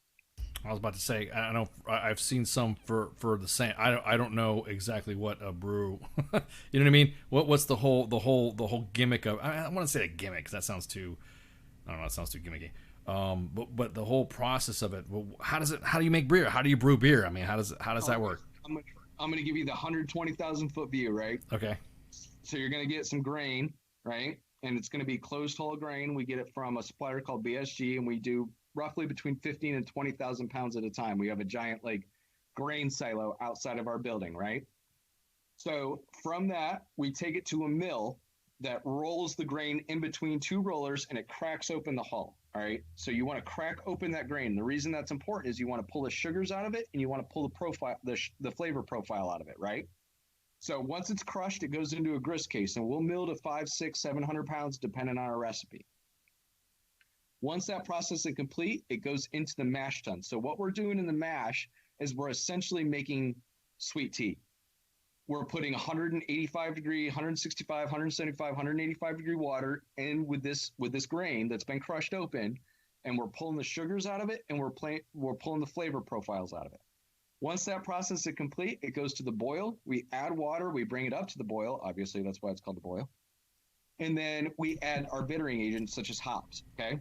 So you can do a 60-minute boil. You can do a 90-minute boil. You can do a 120-minute boil. It just depends on what you're making, right? So Right. depending between a Pilsner or a IPA, there's going to be a pretty big difference there. Once that process is complete, we chill the wort coming out of the boil. And the way we're able to do this is through a propylene glycol chiller. So we have it looks like a giant brick, so to speak. And there's a bunch of copper plates intertwined on this brick. And the 212 degree fluid goes in one side, and out of the other side, it comes out at 70 degrees. And we're able to do it through that propylene glycol machine that comes out at 29 degrees. So we chill the boil, wort down to 70 degrees into a fermenter. The reason that's important is if you allowed it just to try to cool down on its own, it would take like 5 to 6 days to do it. So think of all the fermentation vessels and everything like that. Think of it as a giant thermos. They're all double walled. They're all insulated. And like if we were to pump 212 degree fluid inside of a fermenter, it would literally take a week for it to cool off. Oh, wow. So once it's cooled off, it goes into the fermenter. And the reason you want to bring it down to room temperature, 70 degrees, so to speak, give or take, is you're going to add yeast at that point in time. If you put yeast into 212 degree water, you're going to kill it. It's not going to do anything. It's just going to sit there and stagnate. So at 70 degrees, you put the yeast in, and what that yeast does, it's attacking the sugars that are in that water that you boiled it out of, right?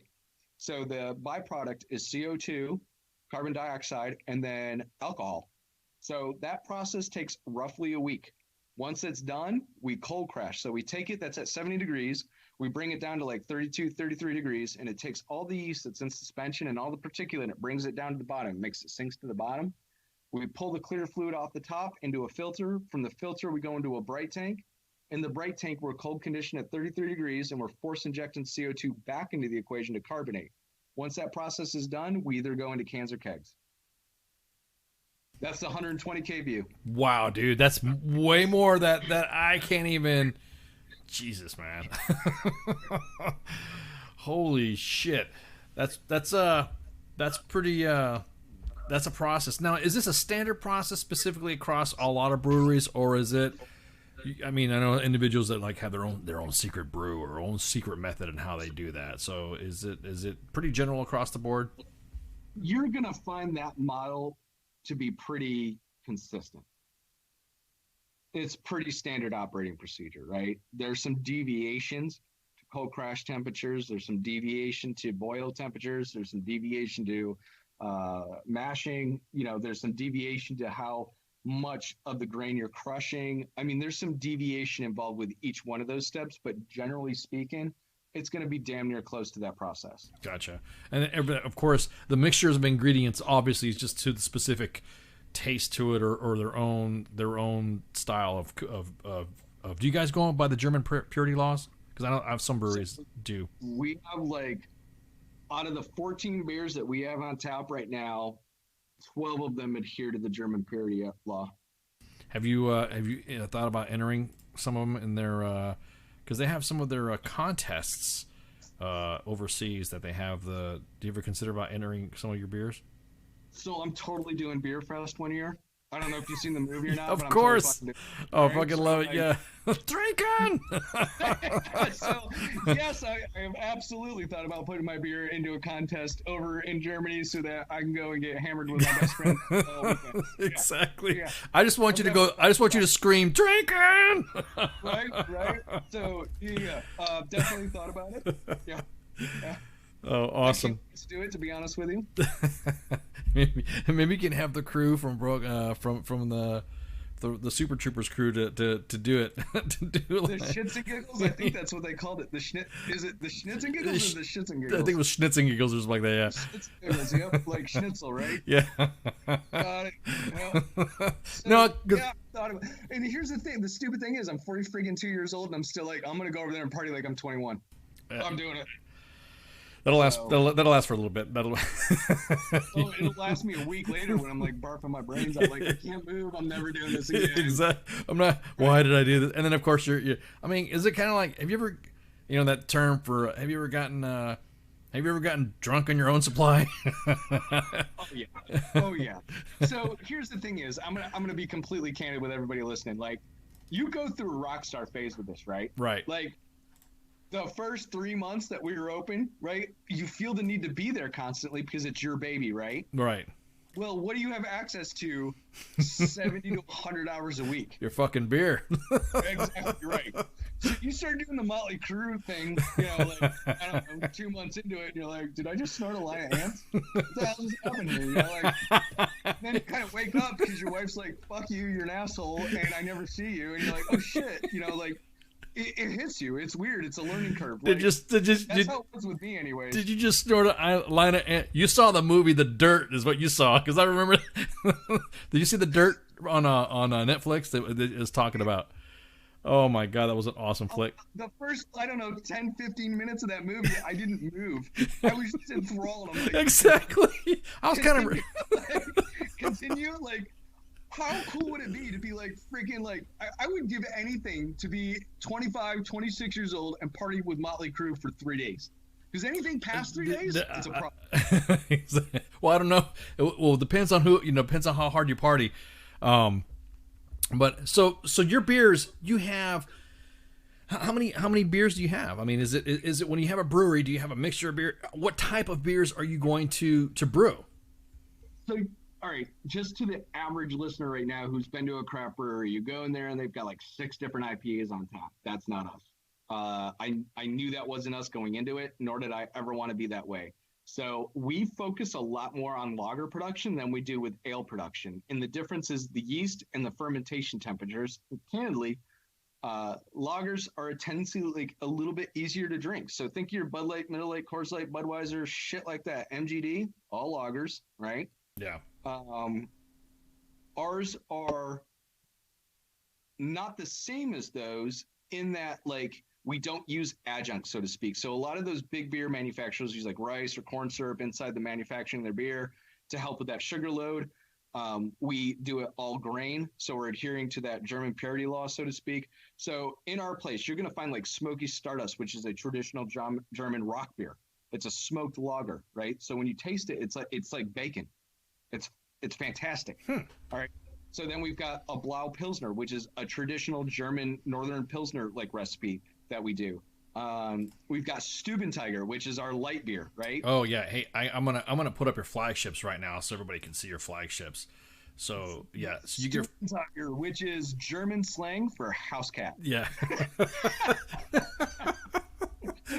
Sounds all aggressive and awesome. House cat. Stubentiger trinken. Hi, it's a house cat. House tiger. That's what it is. It's a house tiger. So we were thinking with like Cincinnati's strong German heritage and like having the Bengals here and the Bearcats and all that shit. Right. Though the Bearcats aren't really a cat. Yeah. We were like, why not? Let's name it Stubentiger. And it like Rebel Metal itself, right? That sounds very masculine. Yeah. And, oh yeah, we're heavy metal, baby. Yeah. like the Stubentiger was an attempt to like light it up and just kind of have a play on words. Yeah. You know? So Metal Mayhem is our India Pale Lager, right? So instead of getting an IPA, which you find everywhere on the planet, we have an India Pale Lager. So you're gonna get that strong like IPA taste flavor up front with a smooth malty finish. And then Volume is our Juniper Schwarzbier. And if you come to my establishment, you're going to love Volume. And I'll tell you why. It's 8.5% ABV of freaking awesome. So it's got the consistency of like a Dunkelweizen then, right? It's almost like a Hefe? It's a dark beer, right? The first thing you're going to think of is Guinness when you see it being poured. Mm-hmm. You're going to get a slight coffee note up front with a smooth, spicy finish, so to speak, on the malt side. And it is fantastic. Now, in the middle of August at 100 degrees, probably not so much. Right. Fall, spring, winter time, it'll warm your feet up. Yeah. No, I think we've got other ones at the shop right now. They're like Pathological Lager. That some bitch is running at 12%. Right? Pathological Lager. Who's coming up with these names? That's awesome. I like that. Pathological Lager. So that one, we've got our Bach flavored beverage product, which is super sweet, which is hovering at like 7%. You're going to get a marshmallow pineapple flavor out of that. We got Colonel Copper. I'm going to plug in. If there's any security forces members out there that are listening, Colonel Copper was named after Colonel Brian Copper, one of the best officers I ever worked for in my entire life. He passed away this past August, and he changed my life. I couldn't think of a better way to commemorate his memory other than naming a beer after him. So yeah, I hear you. Contacted his widow wife and was like, Tabitha, can I name a beer after Brian? And she was like, absolutely. Yeah, I got all your. So you can name your names. You can name your beers off right now because I got them all ready to go. So as you're going, I can screen them up. So we've got our hype, which is our revolving IPA. So we do have an IPA on tap, right? But what we do is we revolve the hops that we put in it. So the first one we did was HBC 586. That was the name of the hop. The second one we did was Wolf. The third one we're doing is Blanc. And then we've got a couple more coming out. So we rotate that IPA off of different hops and give it some spice of life, so to speak. We've got Motley, which is our smoked Vienna lager. We've got Sister Rosetta, right? Sister Rosetta was named after Sister Rosetta Tharpe, the grandmother of rock and roll that everybody forgot about. So it's just really freaking awesome being able to like have the creativity and be able to express it in this like medium, so to speak. It's a lot of fun. Now a lot of everybody is immediately goes like you were saying. You're not too. Everyone's, are those cans? No, I'm not. These are not cans that I'm showing. These are actual glasses with the beer product inside. So everyone's looking at it like, are those cans? I'm like, no, they're not cans. So these are the actual glasses of the product. So Surly Mermaid sour ale. What's that? That's a Surly. That looks like that almost like cider, a little bit like a cider. So Surly Mermaid, right? I don't know if all right. I'm showing my inner dork on this. Go for it. I like Finding Nemo, and the name of the boat was the Surly Mermaid, right? Aww. And for some reason, I always had this like burly bearded dude cross-dressing in a mermaid outfit that was like, "Hi, that's no way to talk to your lady, mate." So we named it the Surly Mermaid, and that's who I was for Halloween this year. And it was a lot of fun doing it. And so the sour, I never wanted to do a sour, right? And the boys were like, "You need to do a sour," and I'm like, "All right, dude, it's a sour." They're like, "What do you want to name it?" I'm like, "The Surly Mermaid, mate." All right, that's what we're naming it. Right, that's what it is. So our newest version of Surly Mermaids coming out are all going to have fruit involved with it, whether it be blackberry, whether it be strawberry, whether it be lemon, citrusy. It's all going to have like a fruit type flavor profile associated with it now. We've kind of dialed in that process where if you add fruit to it, it doesn't overcarbonate. So we've got that process dialed in. What am I forgetting? We went over, we got La Motley, we got All Moosed Up. All Moosed Up, that's right. Like, all right, so the TTB has a tough time with naming anything that might insinuate that you're getting hammered off of drinking beer. So volume, right? We had to go back and forth with them like 6 or 7 times with our artwork and describe that we weren't talking about volume as far as ABV is concerned. We were talking about volume as in noise, right? So once we were able to communicate that message, they were like, "Oh, all right, cool, that's fine. It passes." So with All Moosed Up, we were like, how can we say you're going to get fucking hammered, but not? And All Moosed Up was it. So it's chocolate mousse. Like think of the dessert chocolate mousse. Right.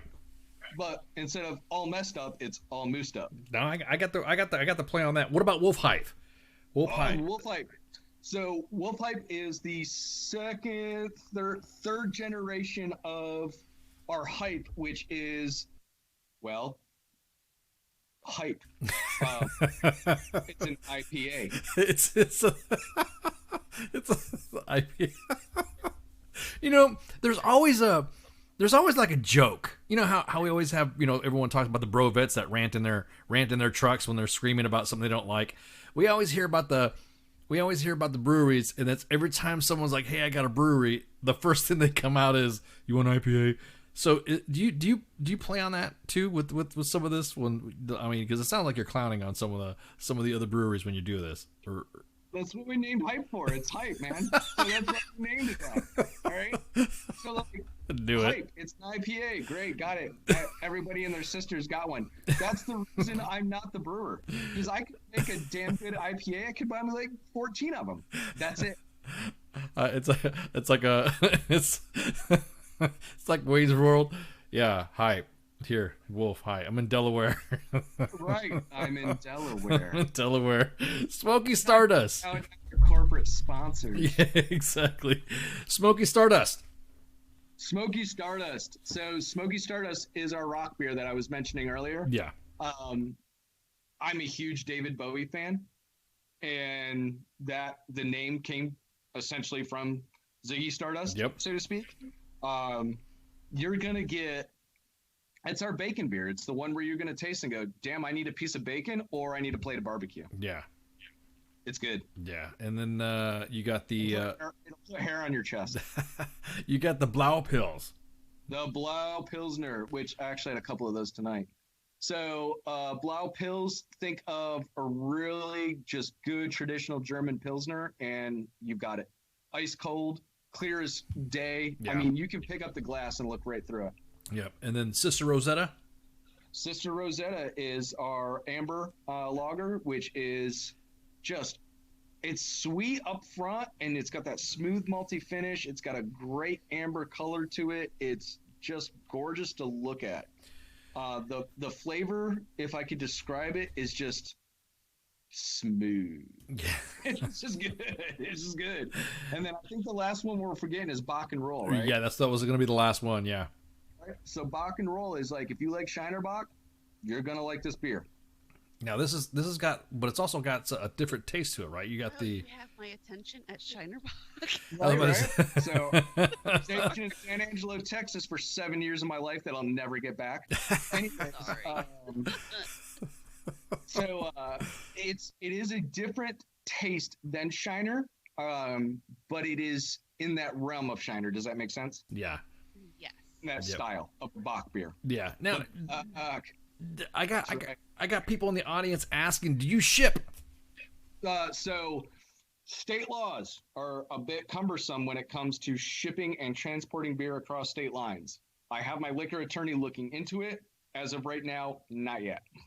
Okay, so you're saying is that we're gonna have to do a WTF Nation beer run, and that's right. You come down and see me. You get to sign the wall. So in the brewery we have a veterans wall, the honor wall. Oh, awesome. You serve in the DOD. Sorry. You sign your name and become part of the brewery. DOT, is that for the Coast Guard people? Is that Department of Transportation? I don't know why I thought about that. DOT. Yeah, you're just like DOT. Now, you were talking about getting the liquor license and stuff, and I noticed there was different ABVs on the scale here. You got 5%, 8%. Is there a specific amount where they can say, all right, this is too strong, or do they have people over there testing your shit? So here's the deal when it comes to that is you're going to reach a pinnacle point in that beer production where you're not going to want to put any more alcohol in it, if that makes sense. So you start hovering 13, 14, 15% on a beer, you're not going to taste the beer. You're going to taste kerosene.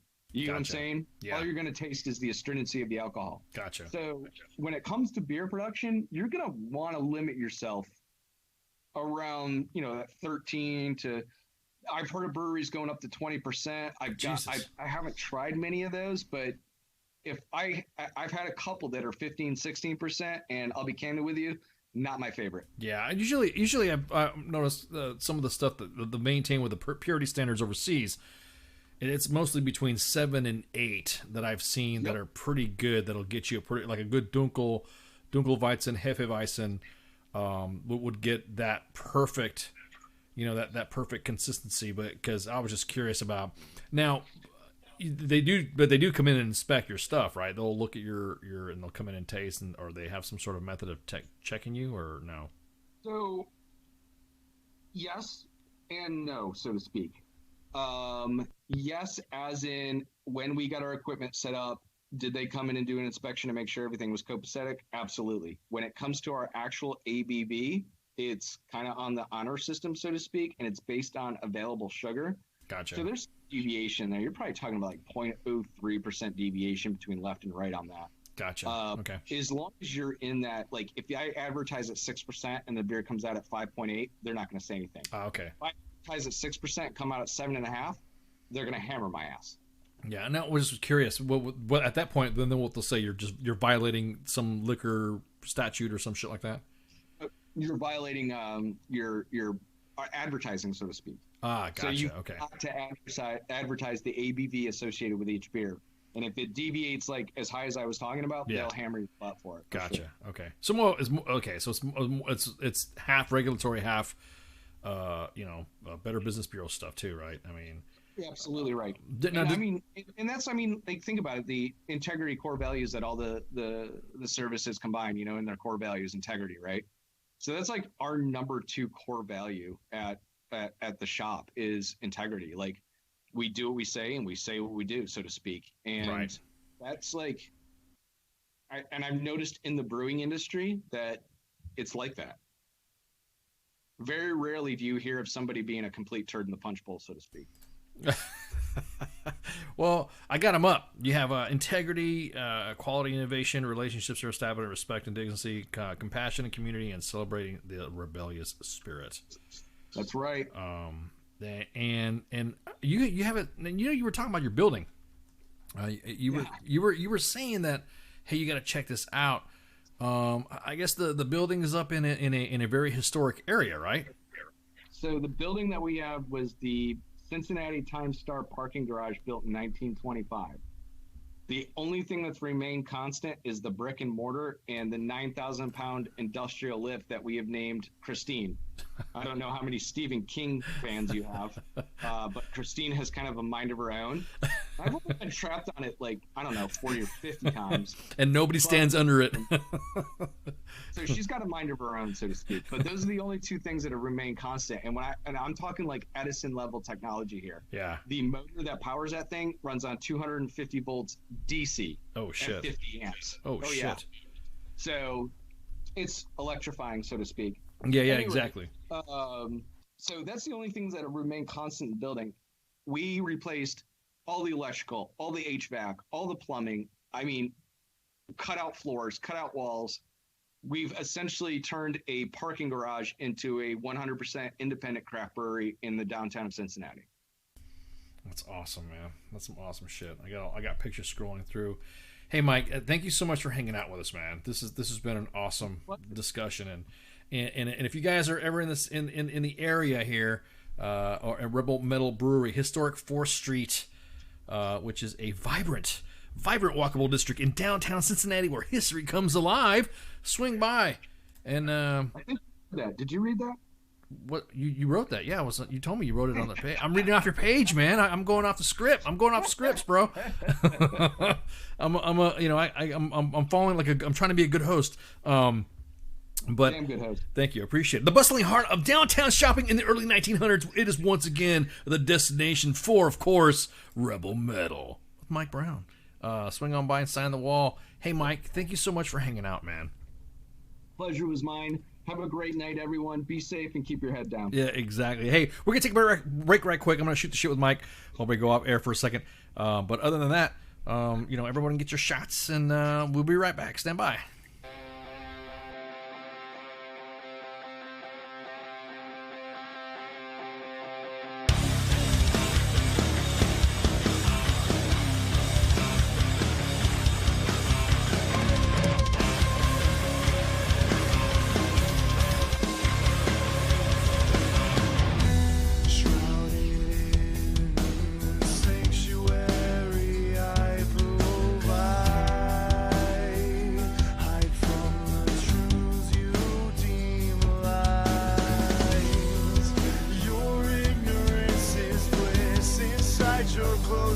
My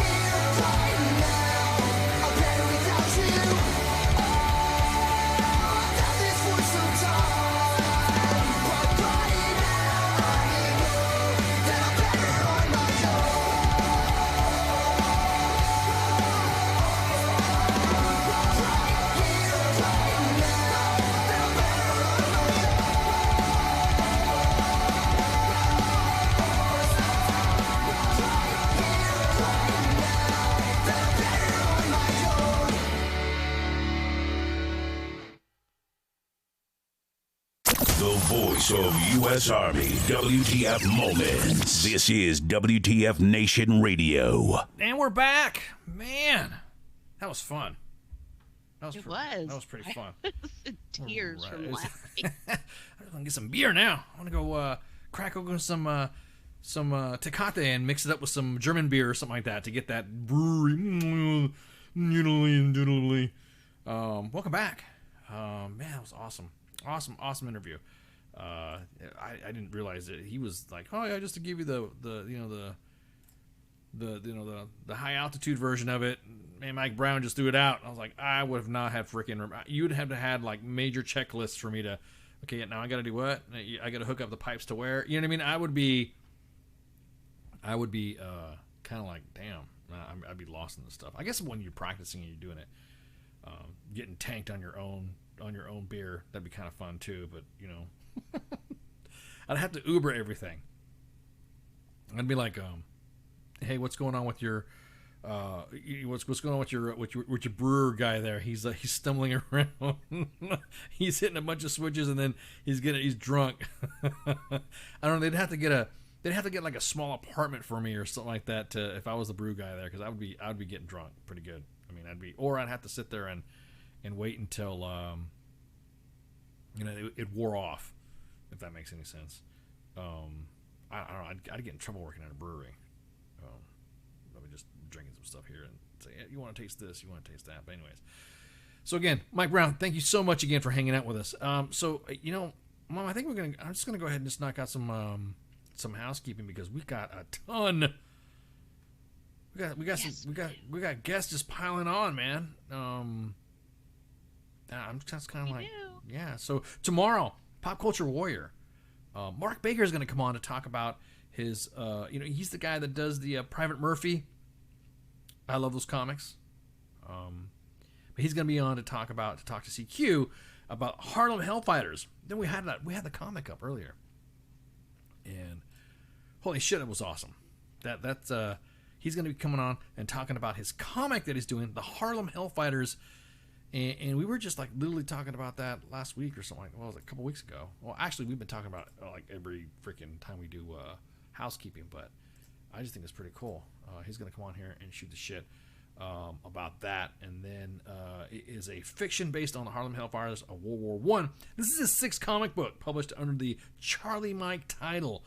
But his first fiction comic book, previously Charlie Mike comics, were a real deployment stories as told by soldiers. So I think it's going to be pretty cool to hear what he's got to say about that. And then on Thursday, for Sergeant's Time, we have Josh Maria. Am I saying the name right? Is it? How do I say his name? I don't want to fuck up his name. Is he Joshua? Is that? I'm saying that right? It is Joshua. Okay, just spelled different, right? Is that what it is? Yeah. It just makes it sound like Maria. Maria. Oh, Maria. You had to throw that. Joshua Maria. Maria. He's a host and creator of the Extra Duty podcast, which features talks with real soldiers, dealing with real problems through open discussion. That's good shit. I'm all about pushing and propping up other podcasters. That's what it's all about. Veteran empowerment. Making sure you have a different variety of listening. And then on Monday, the 26th, we're going to have Jason Johnson. He's the founder of the Project Canine Hero. Gosh, man. Hero.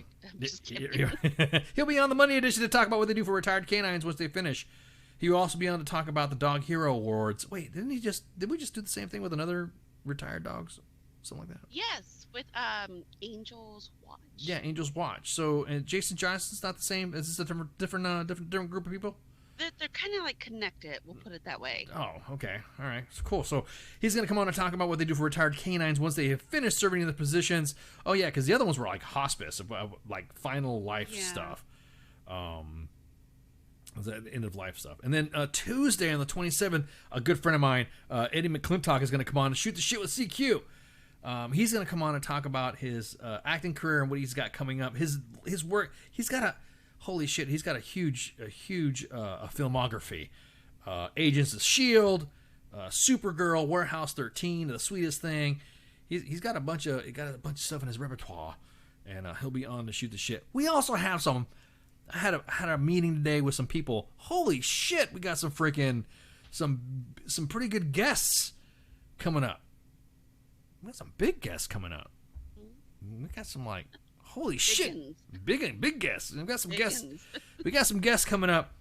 That are we're gonna wait till everything's solidified before we start broadcasting or adverting. But I'm excited. Some of the guests are coming up. All the stuff that was supposed to have happened last year, all the guests are now finally able to come on and shoot the shit.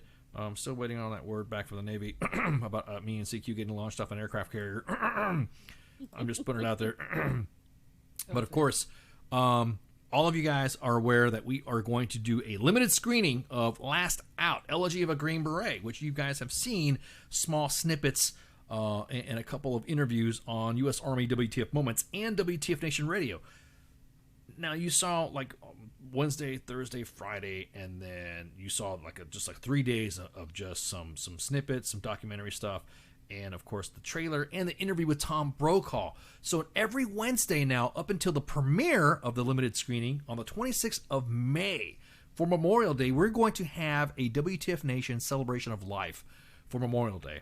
We're going to have concerts. We're going to have the limited screening of Last Out, Elegy of a Green Beret. We're going to have small snippets of videos and documentaries posted throughout the Memorial Day weekend. And then, of course,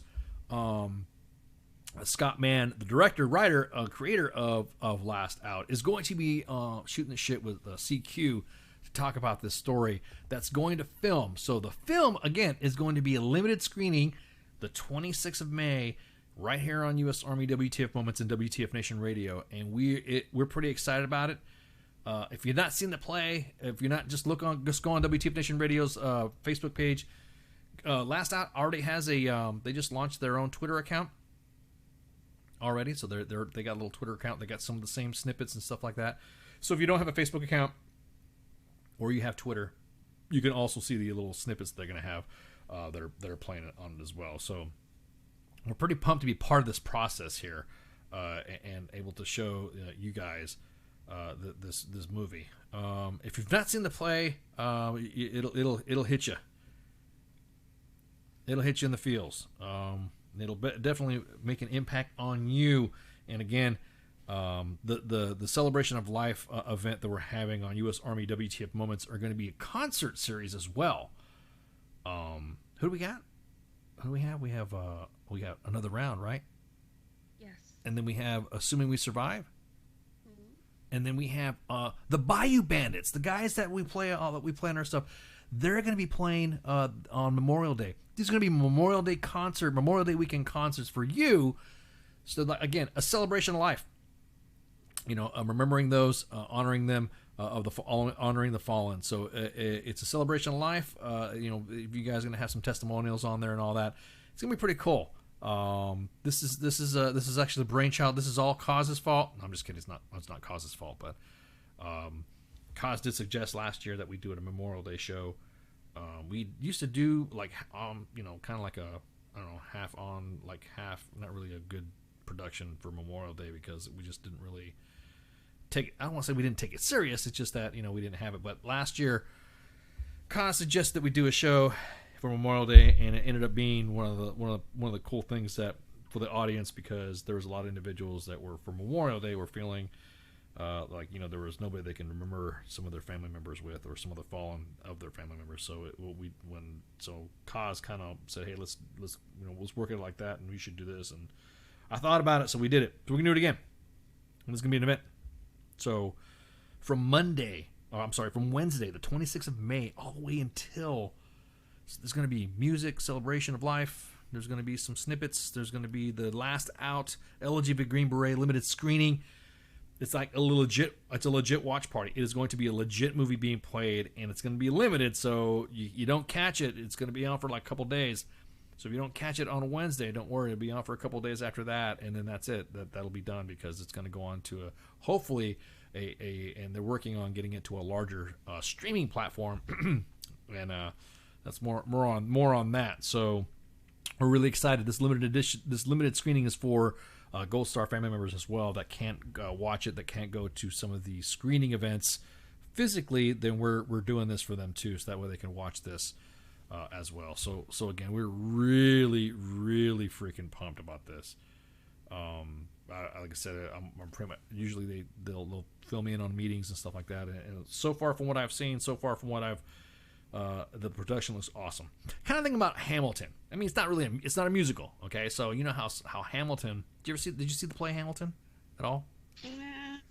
Snippets. Yeah, same here. I mean, I saw it, and I saw the play being reviewed, and I saw the play, and then I saw the movie. It was okay. It was all right. I mean, I don't mind musicals and stuff like that. I don't mind plays. So it's kind of like in the spirit of. It's not a musical by any means. It's a play that was turned into a movie. And the way it's filmed, it's very unique. And you're definitely going to feel the energy coming off of this film. Last week we posted we posted the meaning of the Wall of Honor. We also posted the Tom Brokaw interview, and if you just watch it and see some of the stuff on there and go to the Facebook page for LG Big Green Beret, Last Out, you'll definitely see all of it. So I think that's it. This is Monday edition. Myself and Flash normally on here, but now we got Mom and me today. So you gotta deal with me now. I gotta deal with you. No, I'm just kidding. Tuesday's Pop Culture Warrior and the Unpop Cultured Radar, with a Pop Culture Warrior show obviously on CQ on Tuesday, and then Sergeant's Time with myself and Spanky. And then again, you look out on Fridays and Saturdays. Cos might pop in and drop a real quick show and take off and disappear in the night, or he's got work going on. So catch us on all these platforms that we have. Like I said, we're streaming on so many other platforms. If you're not catching us live, you're going to catch us streamed and podcasted elsewhere. And then just all you got to do is just go up to Google Play or Apple Podcast to download the WTF Nation Radio. So with that, thank you guys for hanging out with us tonight. And again, so much for Mike Brown. Thanks again, Mike, for coming out and shooting the shit with talking about Rebel Mettle Brewery. I'm really thinking about going out and taking a trip. Oh, some beer. You should.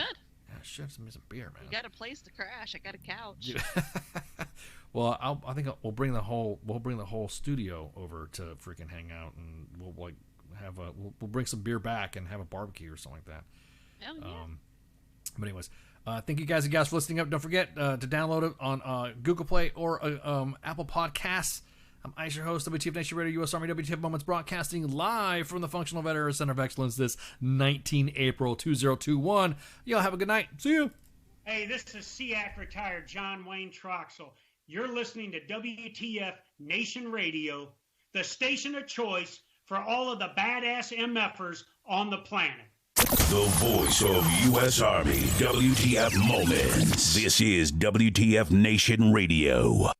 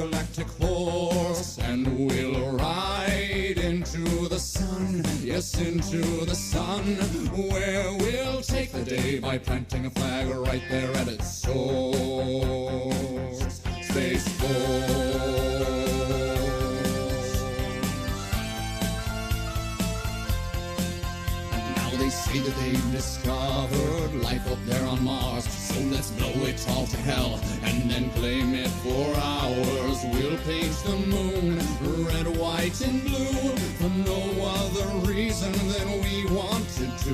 Oh, Jupiter, imagine what you could become.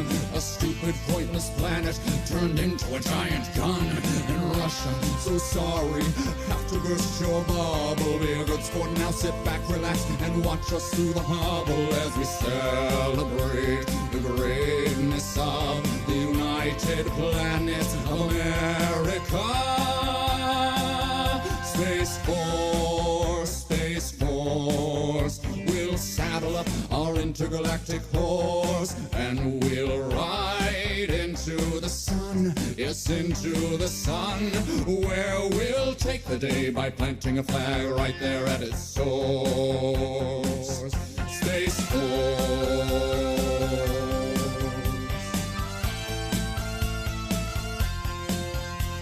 Now we'll go to infinity and beyond, beyond. You'll hear our manly voices singing Space Force strong.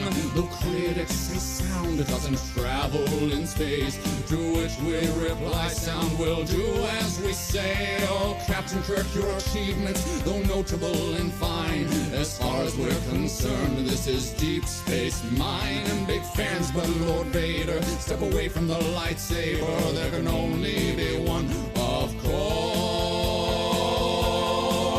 Space Force.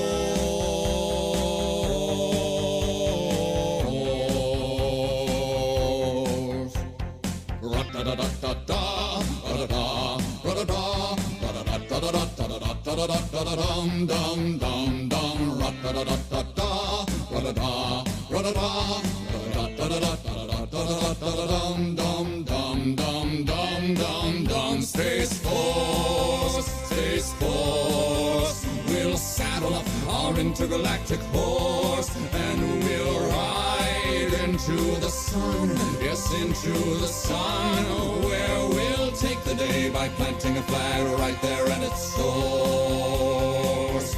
Space Force.